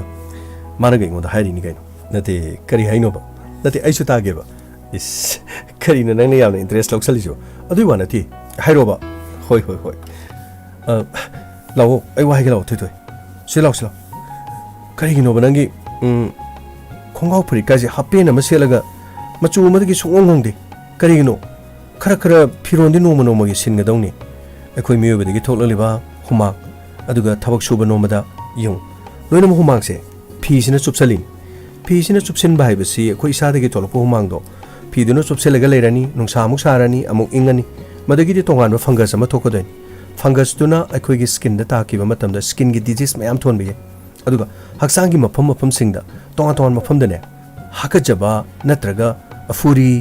ꯇꯣꯉꯥꯟꯕ ꯀꯌꯥ ꯃꯔꯨꯝꯅꯦ ꯁ꯭ꯀꯤꯟꯒꯤ ꯗꯤꯖꯤꯁ ꯂꯥꯍꯟꯒꯗꯧꯔꯤꯕ ꯑꯗꯨꯅ ꯌꯥꯔꯤꯕ ꯃꯈꯩꯗꯤ ꯉꯝꯗꯕꯒꯤ ꯋꯥꯅꯤ ꯐꯖꯕ ꯁꯦꯠꯇ꯭ꯔꯁꯨ ꯌꯥꯏ ꯐꯤꯗꯤ ꯌꯥꯔꯤꯕ ꯃꯈꯩ ꯍꯣꯡꯕ ꯁꯨꯗꯣꯛꯄ ꯆꯥꯝꯊꯣꯛꯄ ꯍꯥꯏꯕꯁꯦ ꯃꯁꯤ ꯇꯧꯒꯗꯕ ꯀꯗꯥꯏꯗꯒꯤꯅꯣꯗ ꯃꯦꯗꯥꯝ ꯁꯦꯠꯂꯤ ꯆꯥꯔꯤꯁꯦ ꯍꯣꯡꯗꯣꯛꯈ꯭ꯔꯒ ꯁꯦꯠꯅꯤꯡꯉꯥꯏ ꯐꯥꯎꯕ ꯂꯩꯇꯦ ꯌꯨꯝꯗꯗꯤ ꯈꯨꯗꯩ ꯁꯦꯠꯂꯒ ꯂꯩꯔꯤꯅꯤꯗ ꯃꯦꯗꯥꯝ ꯍꯥ ꯅꯪꯕꯨ ꯈꯨꯗꯩ ꯁꯦꯠꯄ ꯍꯩꯕ꯭ꯔꯥ ꯍꯥꯏꯁꯤꯕꯣ ꯑꯁ ꯑꯗꯨꯗꯤ ꯅꯣꯡꯃꯗꯤ ꯅꯪ ꯁꯤꯗꯩꯗ ꯆꯥꯛ ꯊꯣꯡꯕꯗ ꯈꯨꯗꯩ ꯁꯦꯠꯍꯜꯂꯒ ꯆꯥꯛ ꯊꯣꯡꯍꯟꯕ ꯇꯥꯔꯦꯗꯅ ꯑꯁ ꯃꯦꯗꯥꯝ ꯑꯗꯨꯗꯤ ꯑꯩꯗꯤ ꯉꯝꯃꯣꯏ ꯀꯔꯤꯒꯤ ꯀꯩꯗꯧꯕꯩ ꯉꯝꯃꯣꯏꯗꯧꯔꯤꯕ ꯑꯁ ꯃꯦꯗꯥꯝ ꯈꯨꯗꯩ ꯁꯦꯠꯄꯗꯤ ꯏꯀꯥꯏꯖꯩꯗ ꯀꯔꯤꯅꯣ ꯍꯥꯏꯁꯤꯕꯣ ꯏꯟꯗꯣꯝꯆꯥꯒꯤ ꯃꯃꯥꯡꯗꯗꯤ ꯌꯨꯝꯗ ꯅꯪꯅ ꯈꯨꯗꯩ ꯁꯦꯠꯄ ꯅꯪꯅ ꯏꯀꯥꯏꯗ꯭ꯔꯒ ꯑꯩꯒꯤ ꯃꯥꯡꯗ ꯈꯨꯗꯩ ꯁꯦꯠꯄ ꯏꯀꯥꯏꯗꯣꯏꯗꯤ ꯀꯔꯤꯒꯤ ꯅꯠꯇꯦ ꯅꯨꯄꯥ ꯃꯌꯥꯝ ꯑꯃ ꯈꯨꯗꯩ ꯁꯦꯠꯄ ꯂꯧꯕꯨꯛꯇ ꯊꯕꯛ ꯁꯨꯕ ꯆꯠꯂꯤꯁꯤꯡꯁꯦ ꯂꯣꯏ ꯈꯨꯗꯩ ꯁꯦꯠꯂꯤꯁꯤꯗꯤ ꯀꯩꯗꯧꯔꯕ ꯑꯁꯤ ꯃꯤ ꯃꯌꯥꯝ ꯃꯃꯥꯡꯗ ꯁꯦꯠꯂꯤ ꯅꯠꯇ꯭ꯔꯣ ꯑꯗꯨ ꯑꯣꯏꯔꯁꯨ ꯃꯦꯗꯥꯝ ꯑꯩ ꯁꯦꯠꯄꯗ ꯏꯀꯥꯏꯅꯤ ꯃꯦꯗꯥꯝꯒꯤ ꯃꯃꯥꯡꯗ ꯍꯩꯃ ꯑꯩꯒꯤ ꯃꯥꯡꯗ ꯏꯀꯥꯏꯗꯧꯔꯤꯕ ꯅꯪꯁꯤꯗꯤ ꯑꯩꯈꯣꯏꯒꯤ ꯂꯦꯡꯒꯥꯒ ꯑꯣꯏꯔꯝꯂꯕ ꯅꯪꯁꯦ ꯑꯩꯈꯣꯏꯒꯤ ꯆꯍꯤ ꯂꯦꯡꯒꯥꯒ ꯑꯣꯏꯔꯗꯤꯅꯦ ꯅꯁꯛꯅ ꯇꯧꯕ ꯑꯁꯤ ꯌꯥꯝ ꯐꯖꯗꯣꯏꯖꯥꯠꯅꯤ ꯍꯧꯖꯤꯛꯇꯤ ꯏꯟꯈꯠꯂꯛꯄꯒꯤ ꯅꯁꯛꯁꯦ ꯂꯦꯞꯇꯔꯤꯕ ꯑꯗꯣ ꯑꯩ ꯋꯥ ꯍꯥꯏꯒꯦ ꯉꯥꯎꯁꯤꯟꯅꯕ ꯌꯥꯗꯦ ꯉꯥꯎꯁꯤꯟꯅꯕꯗꯤ ꯁꯨꯡꯌꯥ ꯌꯥꯗꯦ ꯏꯟꯗꯣꯝꯆꯥꯅ ꯅꯪꯒꯤꯗꯃꯛꯇ ꯋꯥꯔꯤꯗꯨ ꯅꯪ ꯈꯪꯉꯦꯗꯅ ꯒ꯭ꯌꯥꯟ ꯇꯥꯕ꯭ꯔꯥ ꯉꯥꯎꯁꯤꯟꯅꯕ ꯌꯥꯗꯦ ꯅꯪꯒꯤ ꯑꯋꯥꯠꯄꯁꯤꯡ ꯑꯩꯉꯣꯟꯗ ꯍꯥꯏꯌꯨ ꯑꯗꯨꯒꯅꯦ ꯏꯟꯗꯣꯝꯆꯥꯗ ꯅꯪꯅ ꯍꯥꯏꯕꯗꯣ ꯀꯤꯔꯤ ꯇꯛꯄ ꯑꯗꯨ ꯂꯩꯌꯨ ꯑꯗꯥ ꯇꯧꯅ ꯇꯧꯕꯗꯣ ꯇꯧꯒꯅꯨ ꯏꯟꯗꯣꯝꯆꯥꯅꯅꯦ ꯀꯩꯊꯦꯜ ꯀꯥꯟꯅꯅꯕ ꯍꯣꯠꯅꯕ ꯃꯤꯒꯤ ꯄꯣꯠ ꯆꯩ ꯌꯣꯟꯅꯕ ꯍꯣꯠꯅꯕ ꯑꯩ ꯌꯦꯡꯕ ꯉꯝꯗꯦ ꯒ꯭ꯌꯥꯟ ꯇꯥꯎ ꯈꯪꯕ꯭ꯔꯥ ꯃꯇꯤꯛ ꯆꯥꯕ ꯃꯤ ꯑꯣꯏꯒꯦ ꯍꯥꯏꯔꯕꯗꯤꯅꯦ ꯋꯥꯈꯟꯗꯣ ꯌꯥꯝꯅ ꯀꯟꯇ꯭ꯔꯣꯜ ꯇꯧꯒꯗꯕ ꯌꯥꯝꯅ ꯐꯥꯊꯒꯗꯕ ꯑꯁꯨꯝꯅ ꯁꯥꯔ ꯊꯣꯏꯊꯣꯏꯅ ꯁꯥꯔꯛꯄ ꯋꯥꯔꯤꯁꯤꯡ ꯇꯥꯔꯨꯕꯗ ꯑꯩꯒꯤ ꯊꯃꯣꯏꯗ ꯊꯣꯏꯊꯣꯏꯒꯤ ꯄꯨꯟꯁꯤꯕꯨ ꯑꯩꯅ ꯌꯥꯝꯅ ꯄꯥꯝꯂꯛꯈꯤ ꯑꯗꯨꯕꯨ ꯑꯩꯅ ꯉꯛꯂꯤꯕꯗꯤ ꯊꯣꯏꯊꯣꯏꯗꯗꯤ ꯑꯩꯈꯣꯏꯒꯤ ꯃꯦꯗꯥꯝ ꯔꯣꯃꯤꯂꯥꯅ ꯃꯥꯅ ꯍꯦꯛꯇꯃꯛ ꯀꯧꯏ ꯑꯊꯦꯡꯕꯗꯁꯨ ꯃꯈꯣꯏꯒꯤ ꯏꯃꯨꯡꯗ ꯄꯨꯡ 7-9 ꯐꯥꯎꯕ ꯂꯩ ꯑꯗꯨꯒ ꯑꯩꯅ ꯅꯣꯡꯃꯇꯪ ꯉꯥꯏꯍꯥꯛꯇꯪ ꯊꯕꯛ ꯂꯩꯕ꯭ꯔꯥ ꯍꯥꯏꯅ ꯆꯪꯂꯨꯕ ꯃꯇꯝꯗꯅ ꯑꯩꯉꯣꯟꯗꯅ ꯃꯤꯇꯣꯞ ꯑꯃꯒꯨꯝ ꯑꯗꯨꯒ ꯑꯣꯛꯇ꯭ꯔꯕ ꯐꯠꯇ꯭ꯔꯕ ꯃꯤ ꯑꯃꯒꯨꯝ ꯃꯦꯗꯥꯝꯅ ꯑꯩꯉꯣꯟꯗ ꯈꯟꯕꯤꯕ ꯅꯣꯡꯃꯇꯁꯨ ꯑꯩꯉꯣꯟꯗ ꯀꯧꯕꯤꯔꯛꯂꯕꯗꯤ ꯅꯣꯡꯃꯇꯁꯨ ꯑꯩꯕు ꯄꯥꯎꯈꯣꯟ ꯁꯤꯔꯛꯂꯕꯗꯤ ꯈꯟꯗꯅ ꯑꯩꯅ ꯈꯧꯔꯥꯡꯅ ꯀꯌꯥꯗ ꯉꯥꯏꯖꯈꯤ ꯑꯗꯨꯕꯨ ꯃꯈꯣꯏꯒꯤ ꯑꯃꯒ ꯀꯦꯅꯕꯒꯤ ꯑꯃꯒ ꯅꯨꯡꯁꯤꯅꯕꯒꯤ ꯃꯈꯣꯏ ꯃꯁꯦꯜ ꯌꯥꯅꯕꯒꯤ ꯑꯗꯨꯒꯨꯝꯕ ꯄꯥꯎ ꯑꯁꯤꯅ ꯑꯌꯥꯝꯕ ꯃꯇꯝꯗ ꯑꯩꯒꯤ ꯅꯥꯀꯣꯡ ꯁꯤꯡꯖꯥ ꯌꯩꯕꯒꯨꯝ ꯇꯥꯈꯤ ꯃꯔꯝ ꯂꯩꯇꯅ ꯀꯌꯥꯔꯛꯈꯟꯅ ꯃꯦꯗꯥꯝꯒꯤ ꯃꯅꯥꯛꯇ ꯆꯠꯈꯤ ꯑꯗꯨꯕꯨ ꯑꯩꯉꯣꯟꯗꯗꯤ ꯄꯥꯈꯣꯟꯅꯆꯤꯡꯕ ꯊꯣꯏꯗꯣꯛꯄ ꯑꯃꯠꯇ ꯍꯥꯏꯔꯛꯇꯦ ꯑꯩꯒꯤ ꯏꯑꯣꯡ ꯏꯇꯧ ꯑꯗꯨꯗ ꯑꯩꯕꯨ ꯀꯔꯤ ꯑꯣꯏꯅ ꯎꯕꯅꯣ ꯍꯥꯏꯕ ꯑꯩ ꯈꯪꯗꯦ ꯑꯣ ꯅꯪꯕꯨ ꯆꯨꯝꯅ ꯎꯗ꯭ꯔꯦ ꯅꯪꯕꯨ ꯂꯥꯟꯅ ꯂꯧꯔꯦ ꯑꯗꯨ ꯑꯣꯏꯔꯕꯗꯤ ꯃꯤ ꯎꯗ꯭ꯔꯤꯉꯩ ꯃꯇꯝꯗ ꯅꯪꯕु ꯑꯐꯕ ꯂꯝꯕꯤꯗ ꯇꯥꯛꯄꯤ ꯇꯝꯕꯤꯔꯤꯕ ꯅꯪꯒꯤ ꯑꯣꯖꯥꯃꯛ ꯅꯪꯒꯤ ꯀꯣꯂꯦꯖꯇꯁꯨ ꯑꯣꯖꯥ ꯑꯣꯏꯔꯤꯕ ꯂꯦꯛꯆꯔꯔ ꯃꯗꯨꯕꯨ ꯅꯪꯅ ꯃꯤꯅꯨꯡꯁꯤ ꯂꯩꯇꯅ ꯆꯦꯛ ꯑꯃ ꯁꯤꯖꯤꯟꯅꯔꯒ ꯈꯨꯠ ꯊꯥꯕꯒꯤ ꯃꯔꯝ ꯁꯔ ꯄꯨꯝꯅꯃꯛ ꯇꯥꯕꯤꯌꯨ ꯄꯨꯝꯅꯃꯛ ꯈꯪꯕꯤꯌꯨ ꯁꯔ ꯑꯩꯗꯤ ꯊꯃꯣꯏ ꯁꯦꯡꯅ ꯅꯨꯡꯁꯤꯈꯤꯕꯅꯤ ꯑꯩ ꯅꯪꯒꯤ ꯆꯍꯤ ꯃꯇꯤꯛ ꯃꯄꯥ ꯆꯥꯗꯦꯅꯦ ꯅꯪꯅ ꯉꯥꯡꯊꯣꯛꯂꯤꯕꯗꯨ ꯀꯔꯤꯅꯣ ꯅꯪꯒꯤ ꯑꯣꯖꯥꯗꯕꯨ ꯅꯪꯅ ꯑꯗꯨꯝꯅ ꯈꯟꯕ ꯌꯥꯕ꯭ꯔꯣ ꯅꯪꯒꯤ ꯄꯨꯟꯁꯤ ꯀꯔꯤ ꯑꯣꯏꯅꯤ ꯅꯪꯒꯤ ꯄꯨꯟꯁꯤ ꯀꯔꯤ ꯑꯣꯏꯅꯤ ꯍꯥꯏꯌꯨ ꯃꯇꯧ ꯀꯔꯝꯅ ꯅꯨꯃꯤꯠ ꯑꯗꯨꯗ ꯊꯕꯛ ꯑꯁꯤ ꯄꯥꯡꯊꯣꯛꯈꯤ ꯅꯠꯇ꯭ꯔꯒꯅ ꯑꯇꯣꯞꯄ ꯀꯔꯤ ꯊꯧꯗꯣꯛꯁꯤꯡꯅ ꯃꯥꯒꯤ ꯄꯨꯟꯁꯤꯕꯨ ꯂꯣꯏꯁꯤꯟꯅꯅꯕꯒꯤꯗꯃꯛ ꯅꯪꯅ ꯀꯔꯤ ꯈꯜꯂꯒ ꯈꯣꯡꯊꯥꯡ ꯑꯁꯤ ꯄꯥꯡꯊꯣꯛꯈꯤ ꯍꯥꯏꯌꯨ ꯁꯔ ꯑꯩꯅ ꯍꯥꯏꯖꯒꯗꯧꯔꯤꯕ ꯋꯥꯐꯝ ꯄꯨꯝꯅꯃꯛꯁꯤ ꯁꯔ ꯑꯩꯅ ꯃꯦꯗꯥꯝꯕꯨ ꯑꯩꯅ ꯍꯥꯠꯈꯤ ꯍꯥꯏꯕ ꯋꯥꯐꯝ ꯑꯁꯤꯅ ꯑꯩꯅ ꯈꯛ ꯄꯦꯜꯂꯣꯏ ꯁꯔ ꯑꯩꯅ ꯃꯦꯗꯥꯝꯗ ꯅꯛꯁꯤꯟꯅꯅꯕ ꯑꯃꯗꯤ ꯃꯦꯗꯥꯝꯅ ꯑꯩꯕꯨ ꯌꯥꯅꯅꯕꯒꯤꯗꯃꯛ ꯑꯩꯅ ꯍꯣꯠꯅꯈꯤꯕꯒꯤ ꯊꯧꯗꯣꯛ ꯃꯁꯤꯡ ꯂꯥꯡꯉꯝꯗꯅ ꯂꯩ ꯁꯔ ꯀꯔꯤ ꯊꯧꯗꯣꯛ ꯃꯁꯤꯡ ꯂꯥꯡꯉꯝꯗꯅ ꯂꯩ ꯍꯥꯏꯕ ꯁꯔ ꯅꯣꯡꯃ ꯅꯨꯃꯤꯗꯥꯡ ꯑꯃ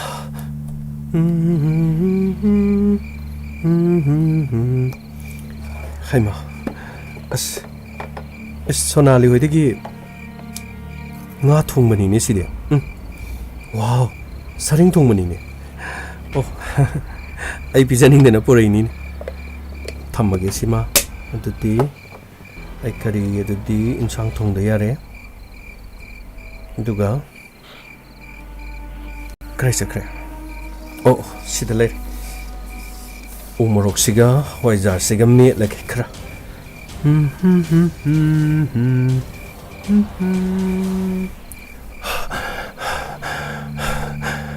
aibu medam ki manat thung se mutang hangduk labati aibu masak khangkadra masak ti khangdaba yaina agi mai khoma chu upsalake aduga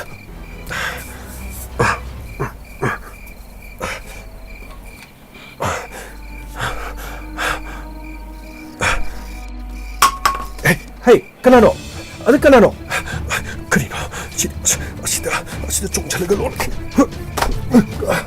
hey kanano adalai du kanano is kaya da phatriba ne khoi gi kurai ton singse aibu kinanabana yomsida ai leiba ngamdanaba ne moi honarise kaya da phatkidrabano ba ai dine kiragane yomase thadoga chatpigedaba mi dinatiye ai su sagai yesigine ningon nakoina ibu nungsidadana yommasigi inkolestagi nakoina chatnanabagidamakta nakoina honaribado punama khangliba aina lokpham adu aigi mingda aina pansinbada kari tawdorigeba nabung leiribo adu tawribo ada tawribo lairik haitabi sakhattabi sing aduga ikurai tone ipaga pomina bagine aina ne khachitang aina nungsidana tawbaiwan mase yommasida ibu ki khangali gaina chalaga police ta hin complaint toragane makoi bhek tak thokpa maduda phagadabani mapuk phattaba ai bole heningdena makoina masideda ai chatkhina bane ba moina torisi o makoina tawja sari du dine ai ngonda di kari sunati ko romila ai ngonda di kari sunati as kadai sakre ai gi tors angan mam leibani madu kapagam te yengeda ai ne kibi gedab sunataba masideda gronga kadai de sakre gi tors madudi ai torsi ordi yararoi somna kanaki asida chungkrak kadai de sakre kadai kana suleitina is kaya hada hei krabanon mai pe ma pharasu patrasu mayamagi machani makhoi gi machani ngon aduga aingodana phattaba midi ima ipana leramba yumni aina kanabu ki dorigi ithanta leibada ina ngasi phawbada kanana igi tuna ma sopangam khargeba thongche na lonjalaga sareng thong dum sa thoga nungai na leruge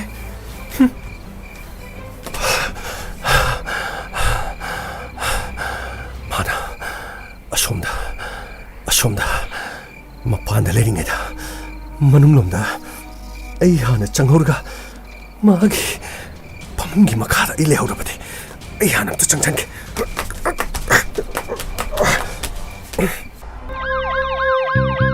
Lakle Inspector Tayai Lakle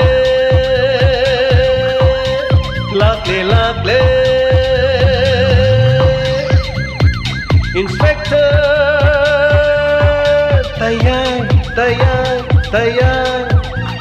Uthanaba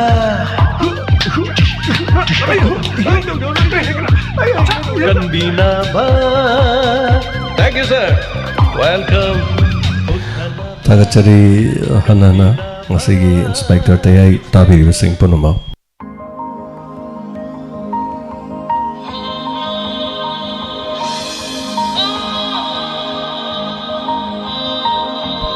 Ngasigi tangkap asida mapumoina warisi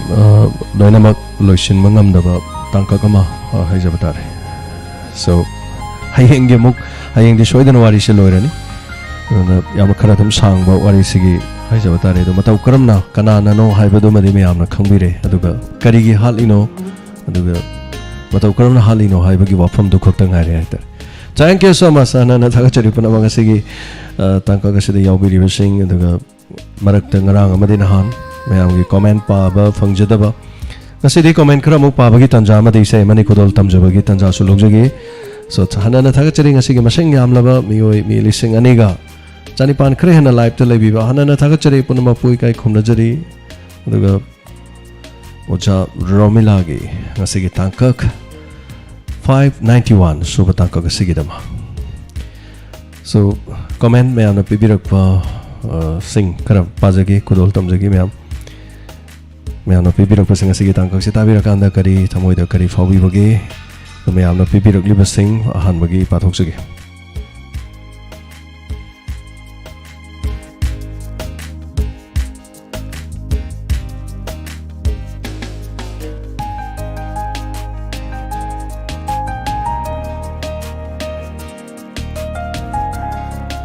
Thagachari Sir Aribam Ganesham Sharma Episode 591 Inspector TAYAI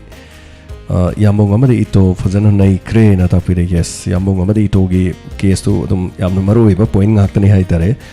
yam kupna koina hona jabani. Thank you so much Nirmala Sogol same Thagachari aduga Thagachari Wakal Gaidi Kishan Sin Nei Hey Mr. Don yes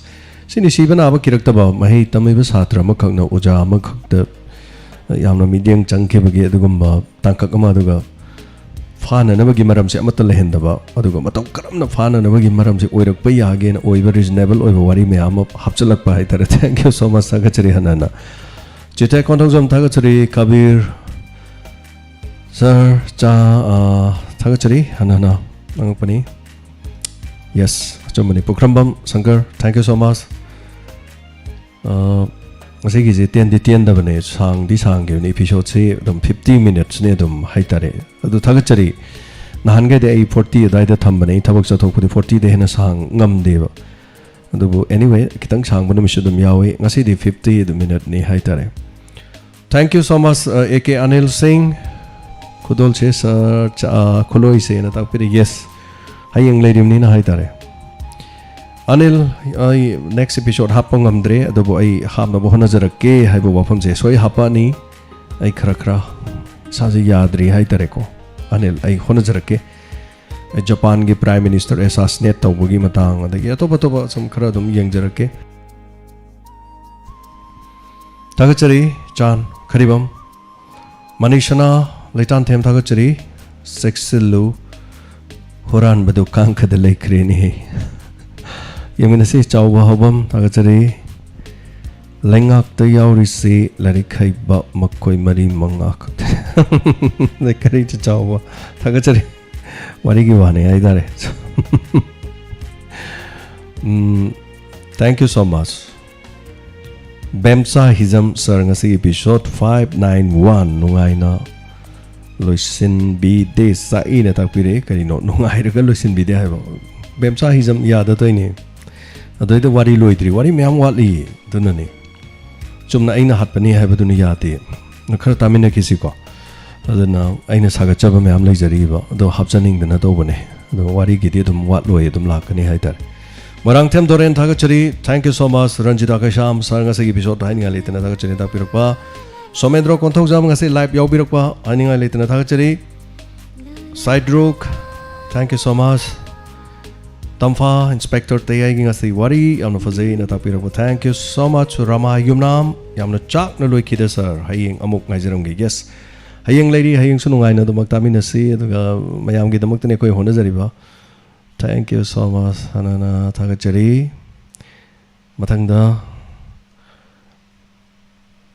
yes Sanathoi Devi Thagachari wari yamna nungai ke na tapirapa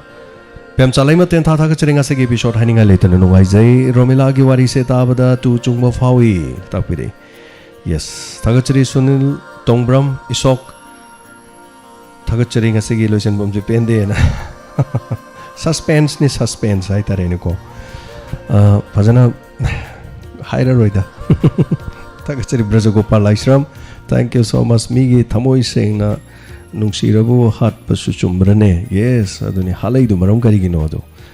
oja amada bu satra na nungsi haraga oja na hiti ya doribra natraga oja su yauksalak ka doribra haibu wafam ni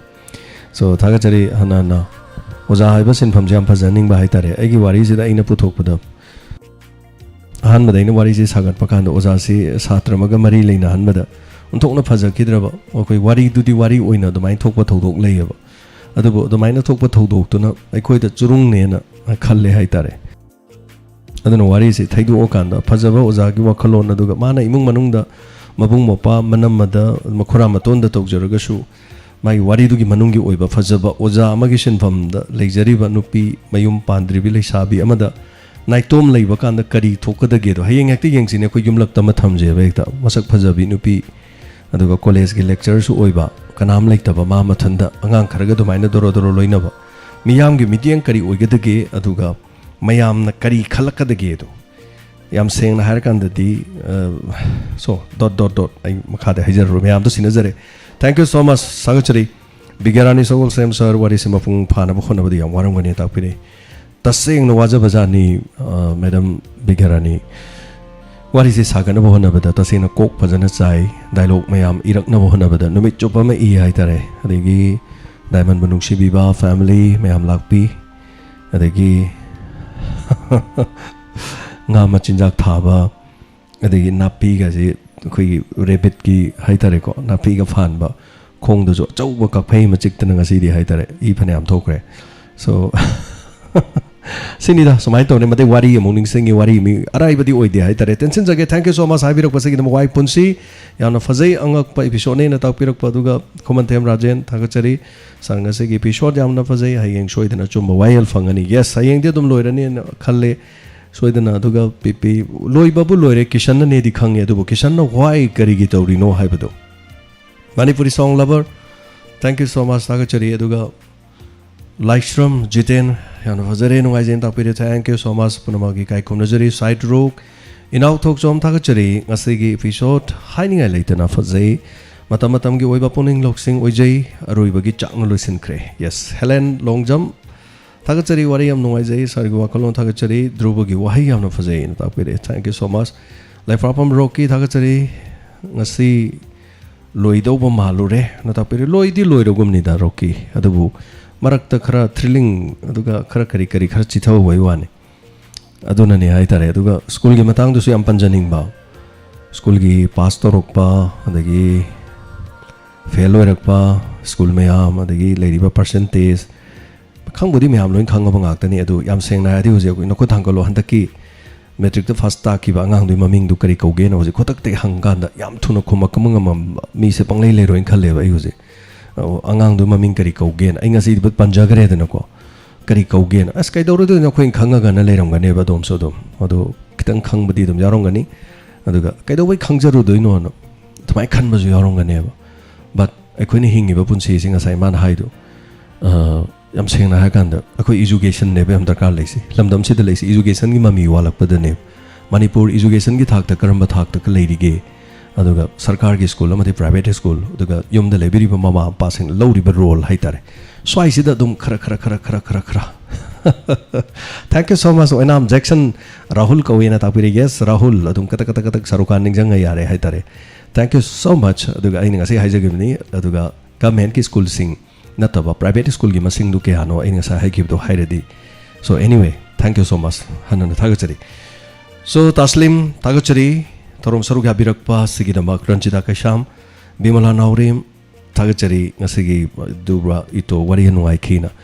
case tu gi marakta as case ko lo shalake de wakoi suduna leina khanbiram basu mayam jawram dorimni adubu wakoi oiragasu so wakoi duna kari hai tare kari gomba kharati naha sing natraga inkhalagli basing de kari gomba impact ma piba pamjabaine toina adai du da khutthadari ni hai tare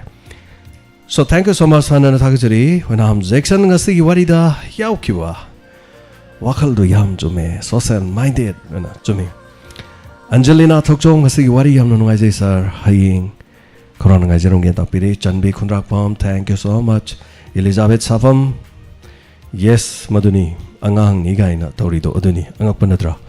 angam mingamba hai tare ne sangita khunongbam sir ngasi gi tangkak hainingai leitana Why tapire so thank you so much Marang them baldeba thank you so much thagachari thagat piramni loi harau jare tere ko chu nungai jai ngasai matam chang na ngasi numit chupa me ibo wari du tabira kan da appreciate to base nungai jai pathok da wakhan de ining ba fawi haining ba fawi mathang fajaba episode semning ba fawi aduga fajaba wari kai hase purak ning ba fawi hai tare so masina inot ama piri bani me am punamana haijage aduga yai fabi chanu Tagachari Manos Komantem Tagachari na tapu. Thank you so much. Lokrakpam Ibetombi. Thank you so much. Nirmala Sogol Sam once again. ITK Ningombam. Thank you so much. Aduga Ranjita Kasham. Sundarani Sogol Sam. Wari Fazay Tapirakpa. Kangebab Joy Mati. Thank you so much. Aduga Vikirani once again. From Rocky, Santi Kumar, IPS Sound. Santi Kumar, IPS Yaulirame. Tamona now su Santi Kumar IPS Sound Tazari, Amnoise, Tamugiwari Tazaraga, Laibase, Natapiraka. Thank you so much, Santi Kumar, IPS Sound Gi, and the Halergoi Pari Bengi, Tolokini Haitare. Anyway, Amore, Amnoise me Amgi support, Aduga, Hania later Natagachi. Mayam Gidamatani Honazariba, Potazanaba, Duga, Puning Luxing Suiba, Aduga, Createre, entertainment, fun, knowledge, something and something Haitare Kangde, Adum Dani Piri Simeam Fangira Fangdira di Kangre. Once again, Tagatari, Amukahana Baldeva, Duga Ibim Salema, Sanzramam Tombishana, thank you so much, Yapabizano, Site Rope, Pipi Manipur Song Lover, Akivo Eresar, Kobit Masing Yamna, Henkalakwas Asumani, Adi Yamna Ki, Ataki di Kangre. COVID se ai yam kana naruram ni na ba yam seng na kan dai COVID se patana ki ba kai no hai kan da sige ta une sorga hon ngam dar ni kan odna hinghori se amuk ko COVID se nare ga ha di talle hai tare kari hai den mayam su na dan bo na bi du ga masing jo ai ogrenga se su ko so thank you so much da ga chari Kabir Risania Jayanta Lorembam Siguma Satra Singh se Mapun si Super Jail Thamba Yaroidra sir Jayanta Chumani life imprisonment haibama Jahitra Manga Lerega Tolopama mi Hatpagidama Haitare. Anyway, Ravi Shana Yunam Tagachari Sir James Isai Toba the host Uiba Chatpa Yawumali Sir Chatpada Chatpa Adum Yakadra sir Tapire Ravi Shana Lila later did Chatle Chatpa Budi Haitare Isu Tasing Budi Isu Isaisak Pamani Haitare Paudi Pauzadaba Aigipun City say the Horopani Punama Masi Aina Tozariba Mayam say Ishay the Ging Actani Haitare music tagi Adana music is my soul music Nagi Tawaini Haitare music the Kapangami Nuxiba music the Bitabangami Wasung Hang there's a violin Pazabam Kong with the piano Kong with the Kapangami Basin Siba Kong with the Kapangami Karigino Kangde Mingam Gadrangam Moidra Tawai no I tragan the keyboard Tagalaga I hing the keyboard Kong of Pamle Sudum Yawi Karigum the keyboard Tagalaga so must now I radio towing it isn't Toba Yawi Puning the control Toba Hagadra mine at the giddy relaxation music Quiggy sing Sorok Labumataba Uchi no Kong Bataba Satagachari Ravishna Adumak Torum Singh Aina Lila later did say at Payawi Samahajake thank you so much Somendro Kontozam, thank you so much. Once again, Amukana. My bum Prakash, Tagachering a city comments, took him at the Yamkre, Loina Makti Pavading of Judri, Duga, Tagacheri Tokwamaton, Sir, Egi Lekaidi Ibung, Wahing Bajaljit, Amadi Inama, number Robita Koba, Amaga, Sir Lipti, Leptanadum Tazai Puning Loxing, Oi Haina Habiu, Haidana Tapirin. Tagachari Topamaton, Adongi Lekaidigi, Habirak Liba, Jaljit, Duga Robita, Hijabatare, Ming Diloina Panjare, Punamak, Saramadi Medam, Anima Pusu, Hanana Tagachari, Tabiba, Madi, Diamondgi, Sumba, Torom the Yob Biba, Hijabatare, Quina Tozarisi, Radioni, so Radio Manakadai Fobukari to Wayabagi, Miangi Potana Bagi, Hodum Honazariba, Hibadoni. Aduba puning togat people say am no Isaiah Hadana Topa Matona Sutambio Hina Kogi Maikatigi no luxury Lorembam Shakespeare Raja Sanda Lebiba now no Shiraba Lorembam Shakespeare Hanana Tagachari what he knew I begin 10 minutes in a thank you so much I don't give positive answer Fajaraba Sipibirapa Quai Braja Tagachari Yamna Haina Mihat Paputopi Banatapiri Quai Braja Oi, Cham Nang Hatpan in Hapani, Karab Furaga Toyota Police now, Haihan Basuya web. Adamasigi case, Ulay Palay Toraga, like Tok, Listen Toraga, Amada, Mother Chingner, Kana, no, Gahana, Mayam, guest Tokanda, Kishan नो ओइरमगने जे मयामना guess सुंतौ तोरमोय मयामना guess तौखिबसे थोय थोय दु यामना गेस तौखिब अदु थोय थोय नेदि ओइरमदेबको so anyway thank you so much थागचरी नंद कुमार कोनसम थागचरी हन हन थैंक यू सो मच अदुंगी बेस्ट कॉम्प्लीमेंट असिगिदमा कदुगा लाभ मैतै हौजिक ओरिबा श्रीलंका की क्राइम रिपोर्ट अमदा सेंबिरो यस लाभ मैतै आई क्राइम अपडेट श्रीलंका की वाथोक से करीनो अमदी करी दौबै तौरिनो हाइबो वाफम से आई सेमजनिंगे आई सेमजगेना खनमने यामना थाव फंगददना श्रीलंका दा अवाब ओइरे इमुंग मनुंग मचे मनावगी राजनीति तौसलकपदगी लमदमदुदा मियाम पुनमक थोमजलगा प्रेसिडेंट की युम प्रेसिडेंट लैबा का फमुंगदगा काखत्तना मयाम लोइना कनो तौसनबा यावखरे अदुगा महाक मसामनसु थबक से तांग कयादनो मा हाइबने आई एक्जेक्टली तांगदी कावरे 15 हाइबो रमाले अदु फावगी मनुंगदा आई मयाम मागी प्रेसिडेंट जे थादो ओगे गाना हाइबगुंबा मसु तौई एक्जेक्टली आई होजिमा खंगद्रि खरदि पाबा होरगा पाबा ngamdadana leire आई करिगुंबा आई सेम ngam taragadi आई सोइदना अपडेट तौजरके कितंगदि पाबा चंगी हाइतारे करिगुंबा लाभ मैते आईगी सासे महौसागुमना हाइतारे इन कोविड नाद्रिङेदा लेरमबदो सुमाइना लेरमदि क्याम नुंगाइनी अदो सासे अदुम नुंगाइफम खंगदबा ओलांग ओनछाउनबा करी हाइदुनु खंगदे नुंगाइफम खंगदबदो अदुगा सम सोनबा खरा हाइतारे को आई सुमाइ याम तोइन तोइ हाइना मयामना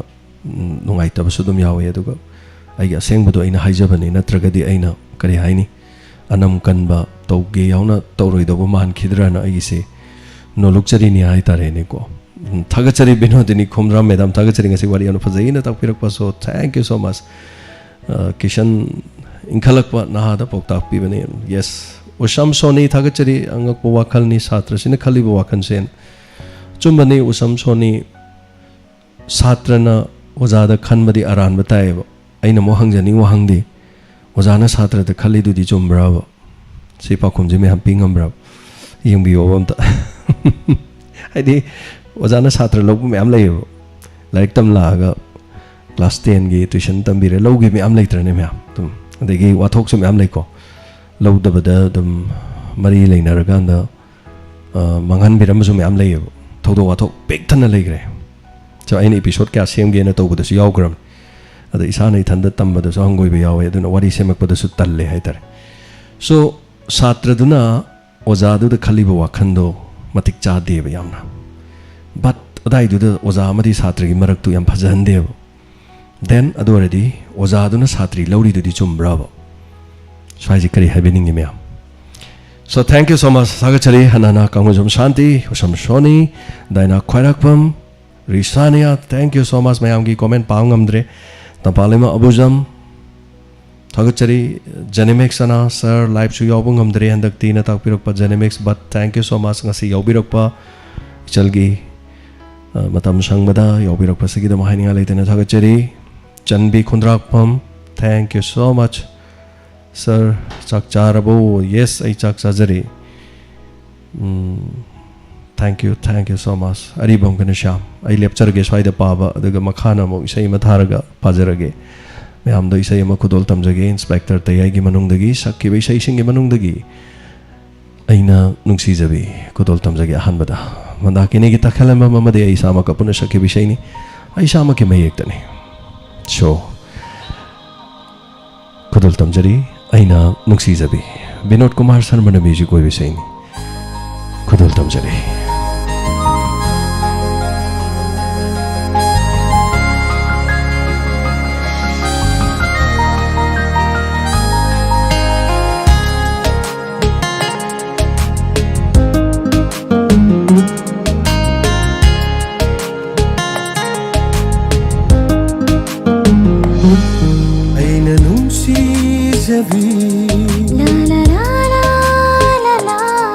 aina khoida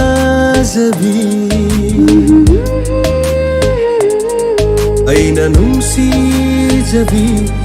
aina khoida zabi nangtanu unsigi nangtana loi jare o aigi dithawaini nangtana loi jare o aigi dithawaini nangtana aigi unsini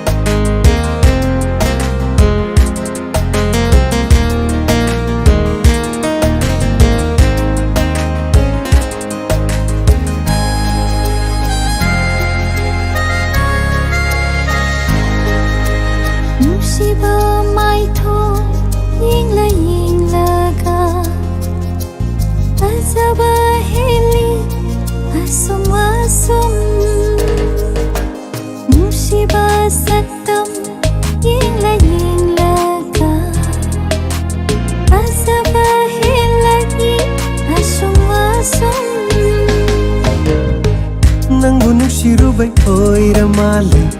Nangbu yengingduna talaire Nangbu nukshirubai oiramale Nangbu yengingduna talaire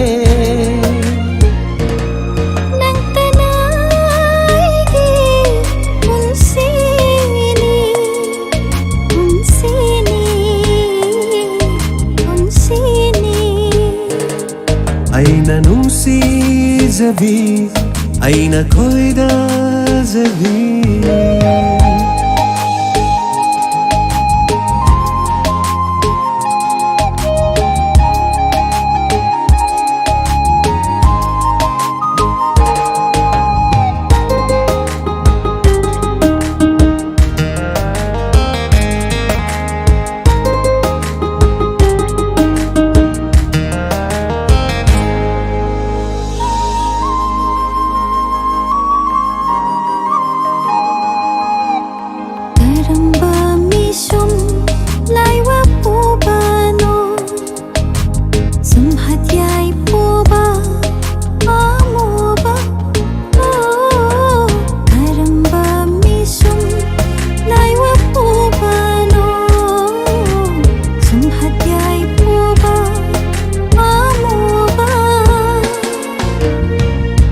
Nabi nangi maito Wai rau nabi nangi misna Wai da nabi nangi maito Wai rau nabi nangi misna Nangi wahida ngaurabini Nungsiba Aina nungsi jabi Aina koida jabi Aina nungsi jabi Aina nungsi jabi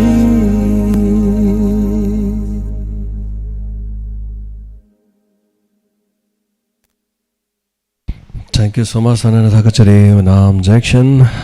Thank you so much. Khanbirak paisai di yam jaw baduga sai khanmagi de haitare last ga ina aroi bada kai thasige ga na hangjabado haitare so hanana Thakachare Helen Longjam Sir Diamond da thabirak pa lela thamoi gi wasak asuki matik nuwai puning loksing yam no oijai na tapire. Thank you so much Helen Longjam. Ngasi no manini gi mamang da sandok chakiba thamoi gi wasak haiba radio drama amakak sandok chaki sei se ta ngapi gani drama si tabiri bu khuding mangna aduki matai khoida comment hamna pibirei Diamond Radio na hek puthok saba drama meyam no khina khudol chamjabada haijabada re anoba masu meyam da khusena na bahona jari aduga anoba amasu record tawna bahona jari khwaidi ge lebak thibadi Diamond Radio da drama sandok pase aikoi gidi all India radio ge kene haitare all India radio gidi drama ama sandok na bahona bakanda khoigi moigi tongan ba paisa haitare drama dugi team du da 40,000 50,000 me hala ebadum Diamond gidi lupa among na teba karim hong na taba aduga aikoi na miyam taba nung haina na ba haina khoigi professional artist du masak maming nai riba dugi inkhalak liba kharaga mix toroga yan sinnar kanda Diamond Radio now hona jaraga puthok chaba drama ni hauji pawa de khoina puthok chakiba drama phanam yame hariba drama se gi festival ama so koi tawna bo hona jari aduga tabiri ba singna juri edum oibiga dabani tagachari Helen Longjam nanga sigi tanja sida haibirak pasigi dama. Thank you so much. Live world tagachari pura aroibini yamong na tapirak pa chumani amno haizai character amagi wahi season abirak pa. Thank you so much. Tagachaban na tano pilot ya mayam puno magse sabir maibam tagachari now Omitala Ishram Likla. Thank you so much kasi live tiga ubirok pa Likla Tongnawjam Shiva. Thank you so much. Hanna na tagachari marak tamayam baby ki basi yaure daga ay loina mag singkacharaga matam logjadre say mama ko dol tamjugi daga Nanda Kumar Konsam oja amuraga ojagi magun yaw da boja macha mayam. Yes ama ore me aro so pibirei film da su leidana kai kuno oibado madugi su dum pirak pa yawi ama so ama ore me am da fa ba ji me am no loina khanga ba ngak tan thank you so much anana thagu chari puna mapu so isai ama ma kudol tamjage nan makai khra tha da bai sai ma kudol tamjage singshin bire nangna aibu nangina nakta kudol tamjari isai simak ai samaki mayek tani aduga Vinod Kumar Sharmana music oiba ai sana tune tawjari singsin bire nangna aibu nangi nanakta khudol tamjare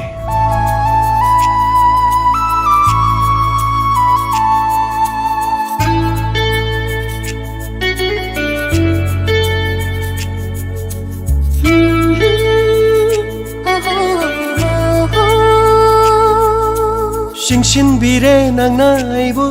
nangi nanakta punsin bire nangi nungsi kisina singsin bire nangna aibu nangi nanakta punsin bire nangi nungsi kisina aibu natanungda aibu punsigi aibu natanungda aibu punsigi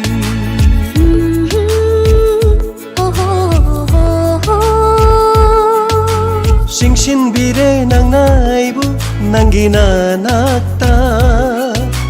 punsin bire nangi nungsi kisina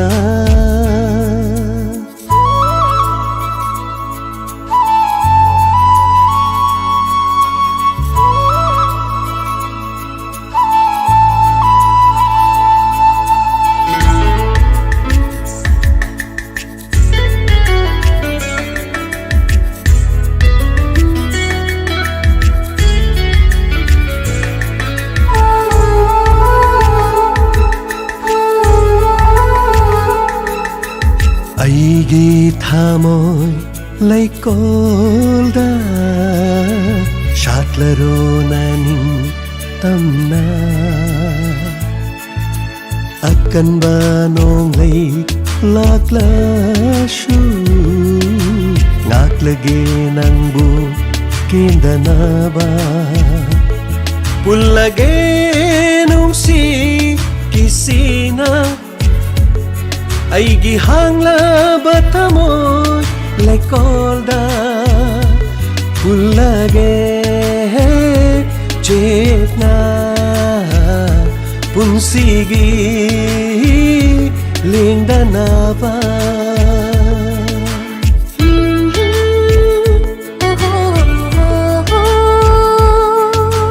singsin bire nangna aibu nangi nanakta punsin bire nangi nungsi kisina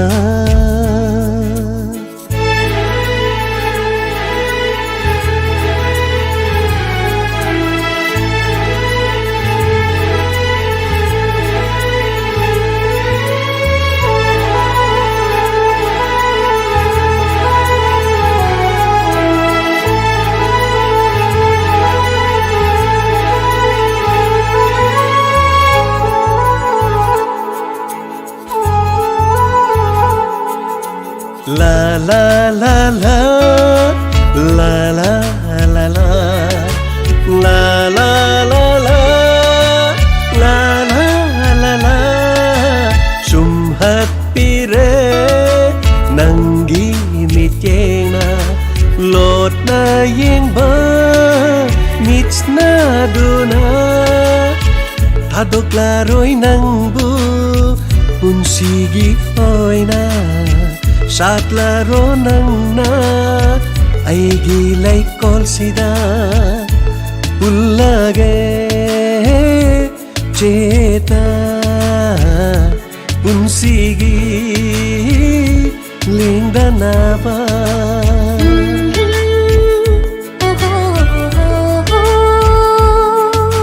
singsin bire nangna aibu nangi nanakta punsin bire nangi nungsi kisina aibu natanungda aibu punsigi aibu natanongda aibu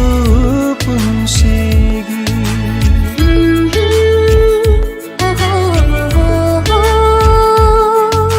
singsin bire nang naibu nangi nanakta punsin bire nangi nungsi kisina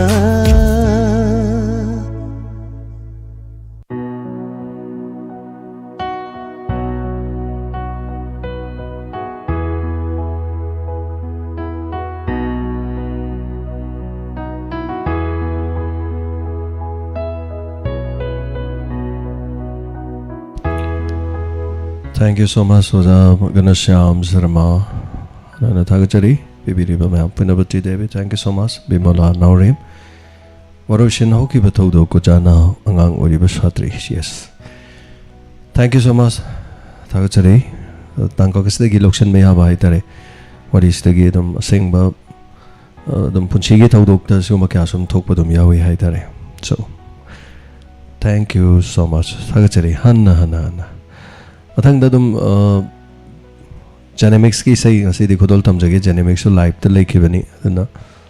maraksida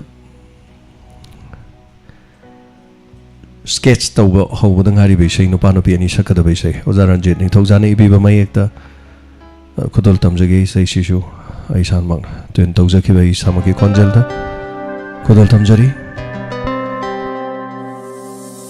satlaru aigi pungning lekolda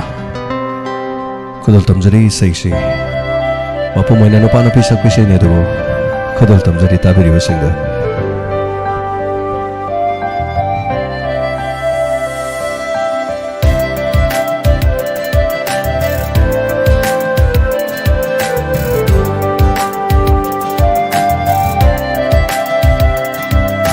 Sakayre pugning leirang se Nungsiba lainamna jolare Laibakta yekpira Hawaii mami Kundogi luraba Leikadagi Punsigi mama Lipjanaba Punsigi mama Lipjanaba Ukning bushum labi Mai thami Uning ba mitki Leitengi Akjaba fijona Tanjarari Hawai gilairangum Nungsiravi Nangna aigi Punsini Nangna aigi Punsini Satlarat pugning leirang se Pugning busyong labi may thami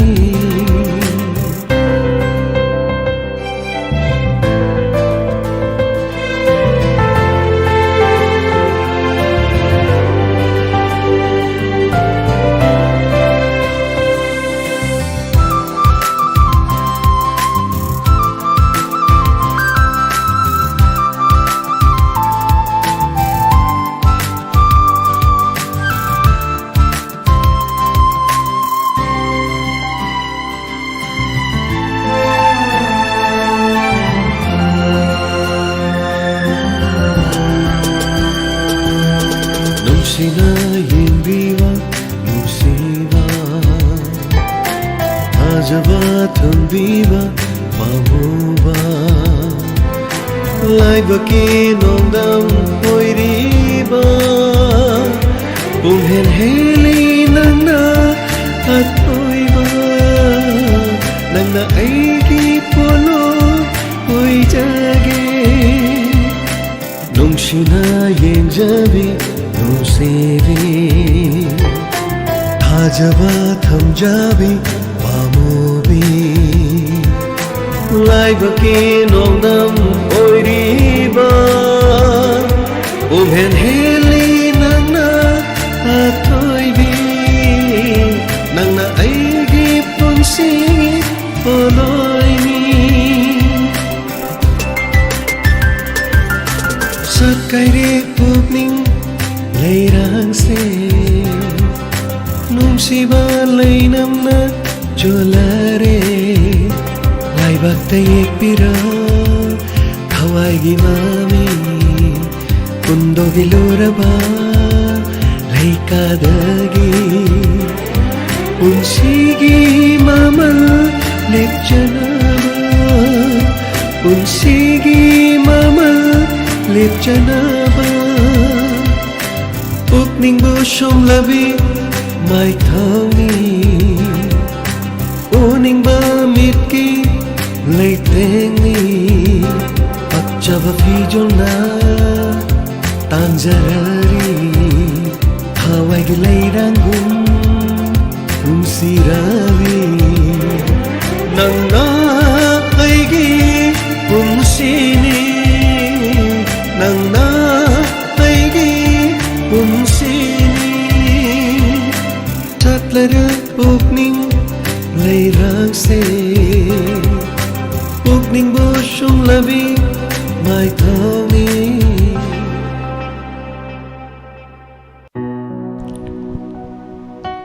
Thank you so much. And then Thagachari Somendro Kontojam Inspector Terry say, Loina Faze, Magul Yamna Lay, Nata Pirapa Tagat Pirabanina, Rausere, Aitarene, Somendro. Hoi Say people didn't see Bibni and no Iadini Sabir Maibam, Tamu James na out of station, Oibamatamda, Maut Siliba, and Karaduna, Kamen Padri Bashikarigino. Kari akaiba leibagi chumani hoi aina tawjabani na pakhum jabada aina sum tawbagi nungai ba leibado makhoina kano tawba natabani na sanajaba natabani na sum pa dabagi wani pa babudi kaisu kaiba su leite da adum pa ba yai adabu thengso thengak pa yamana pung ama ni bo lebani na yi staff singna ayamba pung manga dagi na mok ayamba makhoi lengba yade haitare sak chaba matam se makhoi yamna sangde adu chak chaba matam se khoi pulap chamin habam su changi haitare adu kariguma matam da di khoi insang ama hauna thongi na khalase adu hauna thongi bin chang se khoi atai pulap mari manga numidang leiri se khoi pulap am chara kanda thorom senari badu di cha deba adu masi am nungai ta ba haitare adu na kariguma matam dai khoina thorom si chak chaba yana na ba haitare advertisement si khara yamna thajalamaga saksaba sometimes yawe kaino haikanda advertisement du tharing ai du da thorom lau tok trasu yana ba no recording kaino natabani na haitare ko sometimes admai to yawe madu yam nungai ta yawe maduna advertisement thaba du henman ki dina sang badagi ta ba nungai ta ba sudum yauda ba nati haitare du yam wana hona jai haitare sabir tawri thabak se pangtau do toksan ba ya ba na ta studio manung si de lady ba du na daita adamana pung du mayam ngan program du tawjarabani na horen inspector TAYAI loiraga mana mu comment padana muk sangna leiba haibadu staff tu du su awaba oiba jani marakta staff amasin bagi kodong chaba adum lei sometimes adu leiraga di atheng maduna pabi badum yai kesu kai badi leite adabu para so sum pari ba haibadu sum so magi oiba masadagi di chindagi di thokpang amoi do ba haitare tension jage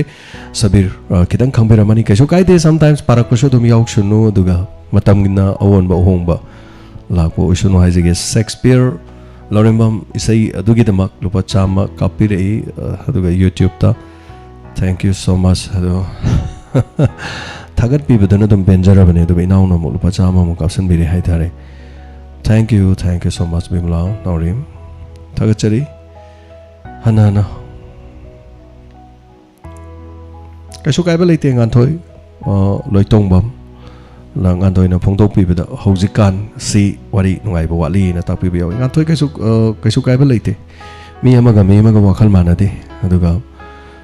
ngan thoi na khanbiri badu mak adu loina chumne su leite khoina haije loi chumne su leite aikoina hauna thongjaba aikoina hauna sinjaba aduga chabiri badu na dum hautaba su dum yaudum na teba ngan thoi na khwaidagi hauna chaba potna makana na khangba aina charam da su hai mi amaga manade wakhal adongi thamoidagi phawbirakpani asukwana aikoina honajariba mayam sida dak habjalakan adongi thamoide changu yatri do dongi thamoide panbam yaronganeba yaningdaba ma or pendaba ma leirambe yai kaisu kaiba leite ngan thoi thank you so much your compliment asigidam but honajari hai tare ko adubu laibak thibani adongi thamoi be joy tobungam khidaba sigidama so thank you so much hanana thagachari sei mayek su yauna ibirakpa anjalina thokjom toina taba phangdaba pamjaba isei ama thabiri na tapiri yes yam toina di thada bi sei ni sei du loidriba hai tare ai sei du kabo kabo microphone pairaga sketch torga sakjaba sei ni aduna konjel ga dum ta handribani hai tare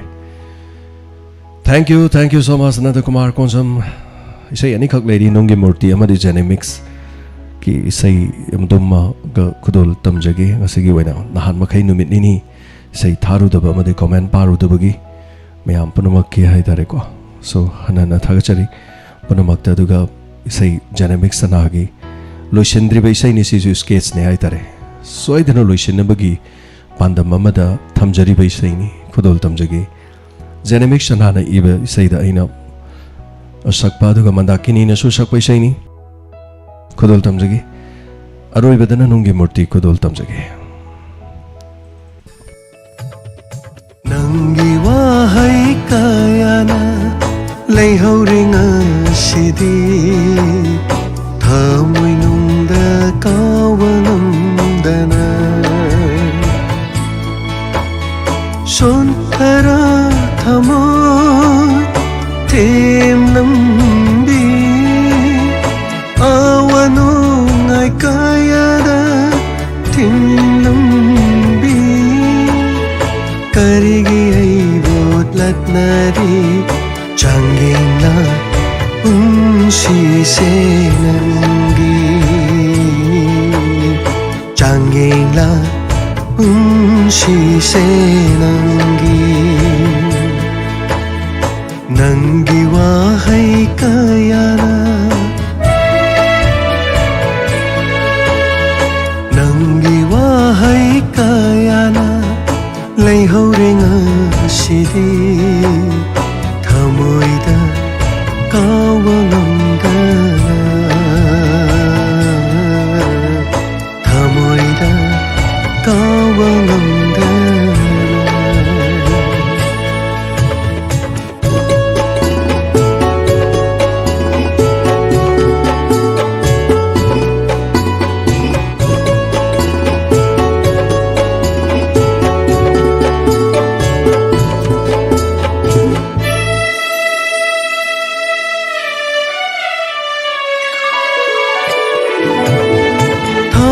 Shengamde Themjimba Makol tok na kaplare ngasidi Thamoy shengamde Themjimba Makol tok na kaplare ngasidi Lakrabinando ningshinga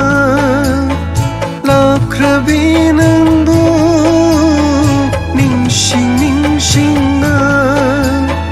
Lay haure hai di ido kanglaba pamengum kanglaba pamengum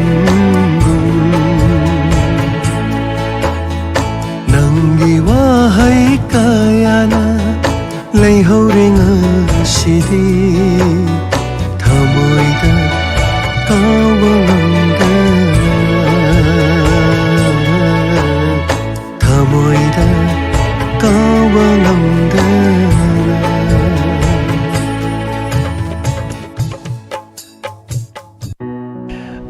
gangmai ki sei jo hai badum yawe do gangmai gi sei de hayeng adum hayeng amuktar se hayeng yening holak le gangmai gi sei aduga koirauna rabi misna aduna hayeng amuktar se haitar mari sum tawda ngasi gi haido kram ni na mayam oro bi ya de aduga thank you so much tabiri ba mayam panamak ta dum kaduk chaba isei ni haitare sei si yamna koira ba isei ma ko haitare adum agi punsiga homina rakhiba isei haitare 21 years sahi kun ga ma thui shuru ba isei makak punsi gi ihan han boina aigi damak audio cassette ama light corner imphal na nambiba aduga mari thongna chaklaba thamoi ni haina radio de sai ek santoro matungda nungsi bidana aigi damak haitara aigi laibak ta nangi damak ta audio cassette ama nambirage gaina lakpudu yam nungaiba moment ama haitara aina khale as aina hona jaba sik mai kharga chador male kai 2001 dani maduda nambi ke bishay makang ne do isai sigi aseng ba khonjel dudi natre isai do su album hoina picturization da leki bane adai no mas hoida na me am dai uhanjara ke uraga su nok jam nok ningani haitare hoji kadi kar kenare haitare thank you so much so isai komna to isur ba yam tatna dum haibo haini aduga no basing yaubira masing da ning singjaba oja subasna music oikiba inau no na remake the Vinod Kumar Sharma na aduga Saro Sahobam na ibiba mayek light corner imphana puthokpa isai nangdi nungi murti ni nungi thamoi panbi ni nungi thamoi panbi na bu nungsiba masak khang mahunabra nangdi nungi murti ni nungi murti ni nangdi nungi murti ni nungi thamo panbini nangdi nungi murtini nungi thamo panbini nungi murtina bu nungsi khangba haunabara nungi thamo idabu minungshigi yauramgadara nangdi nungi murtini nungi thamon panbini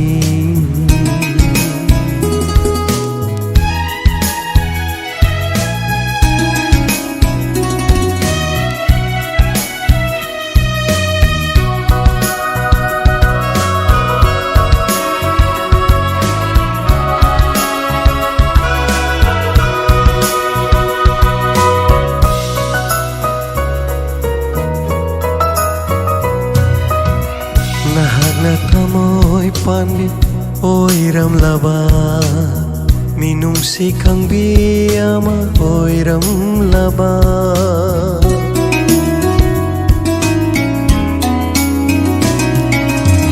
nahagna thamoy panbi oiram laba minungsi khangbi ama oiram laba asuk wajaram loi aigi punsi asuk wajaram loi aigi punsi miku matasu nokcharam gani miku matasu nokcharam gani nungsi baidamat wajaram loi nungsi baidamat kapcharam loi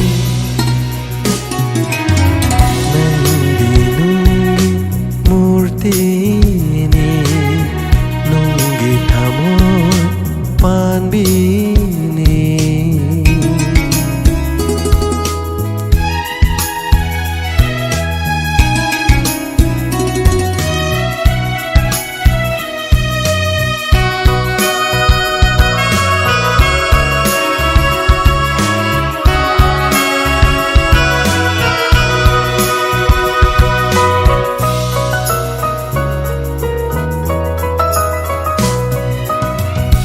Duklona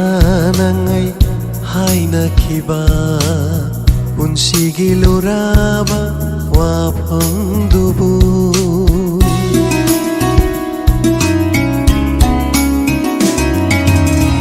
aduklona nangai haina khiba punsigi luraba wapang dubu karigino nangna kai halliba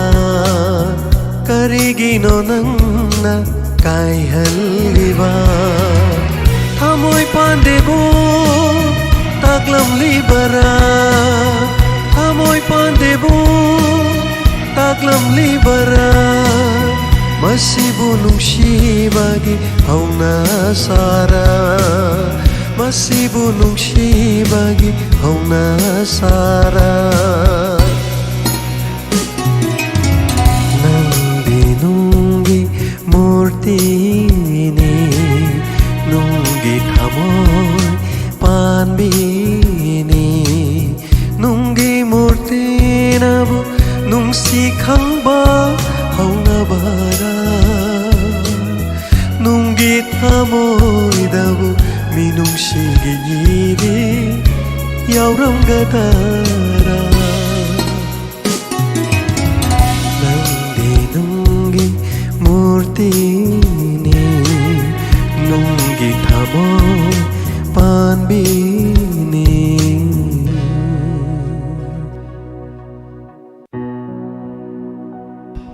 Thank you so much. Anana thagachari punamak daga Zenemics ana thagachari isai thabirak pagishu nongma soidana loirakani khananga ijari na channa ana tapirak pa daga sir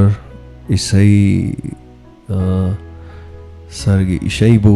itki piga loina na tajari boxing course iche bejetana Chennai airport hojik aiga loina na odaga sumna tambiyo haina takpire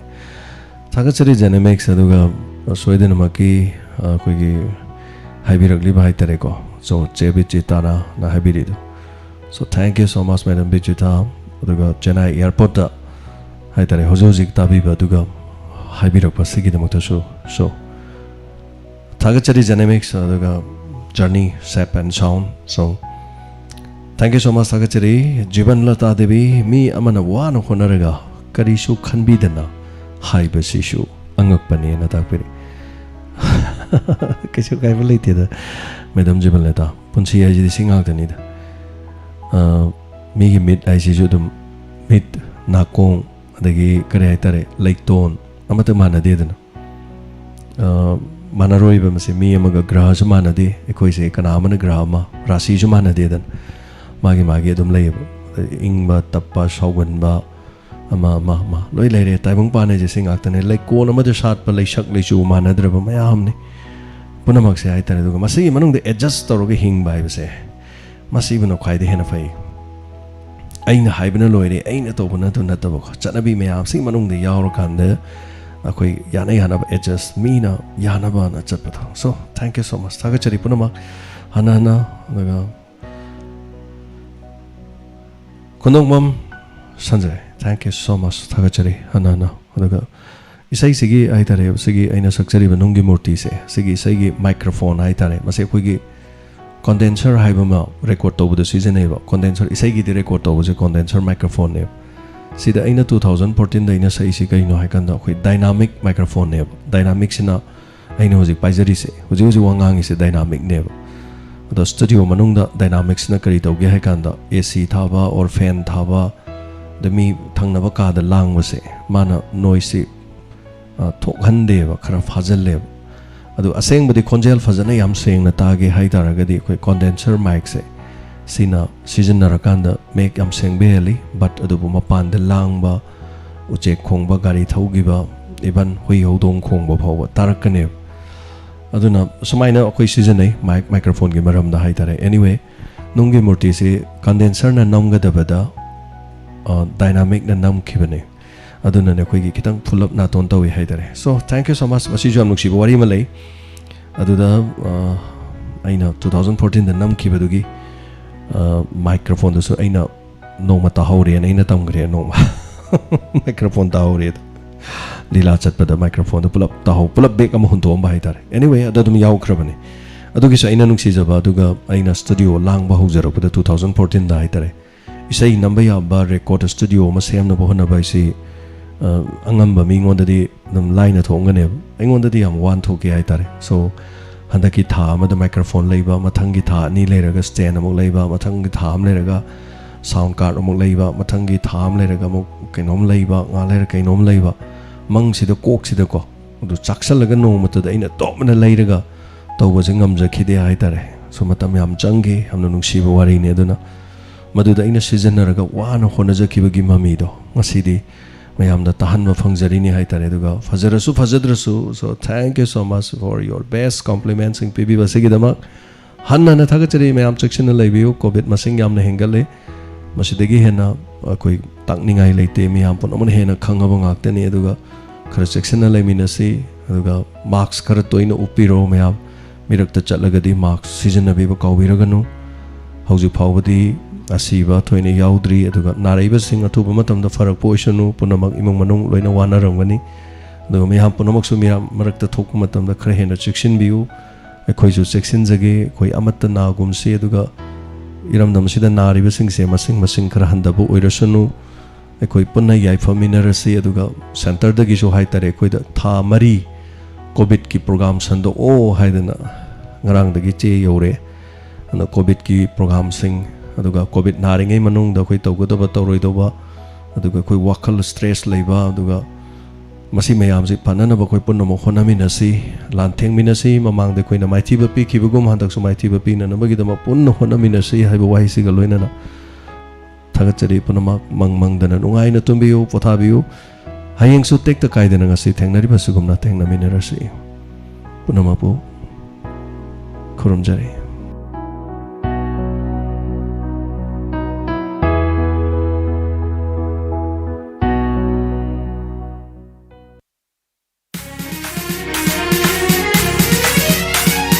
ꯂꯩꯈꯁꯨꯅ ꯁꯥꯠꯂꯕ ꯂꯩꯀꯣꯜꯅꯤ ꯀꯥꯡꯂꯨꯞꯀ ꯌꯥꯗꯦ ꯏꯇꯤꯟꯐꯝꯅꯤ ꯈꯦꯠꯅꯕ ꯂꯩꯇ꯭ꯔꯕ ꯍꯛꯆꯥꯡꯒꯤ ꯊꯋꯥꯏꯅꯤ diamond FM radio diamond FM radio 91.2 Diamond Radio Channel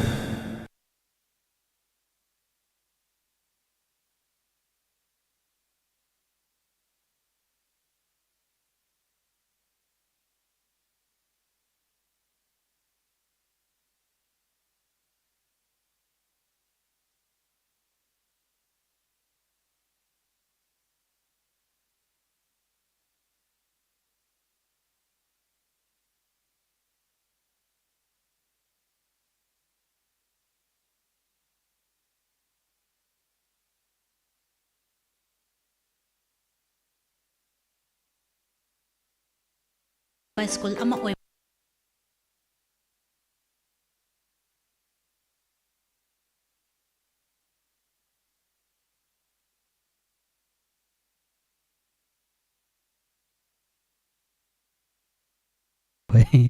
ꯑꯗꯣ ꯏꯃꯥ ꯗꯁꯥ ꯒꯅꯤꯄꯥ ꯍꯥꯏꯕꯤꯌꯨ ꯈꯔ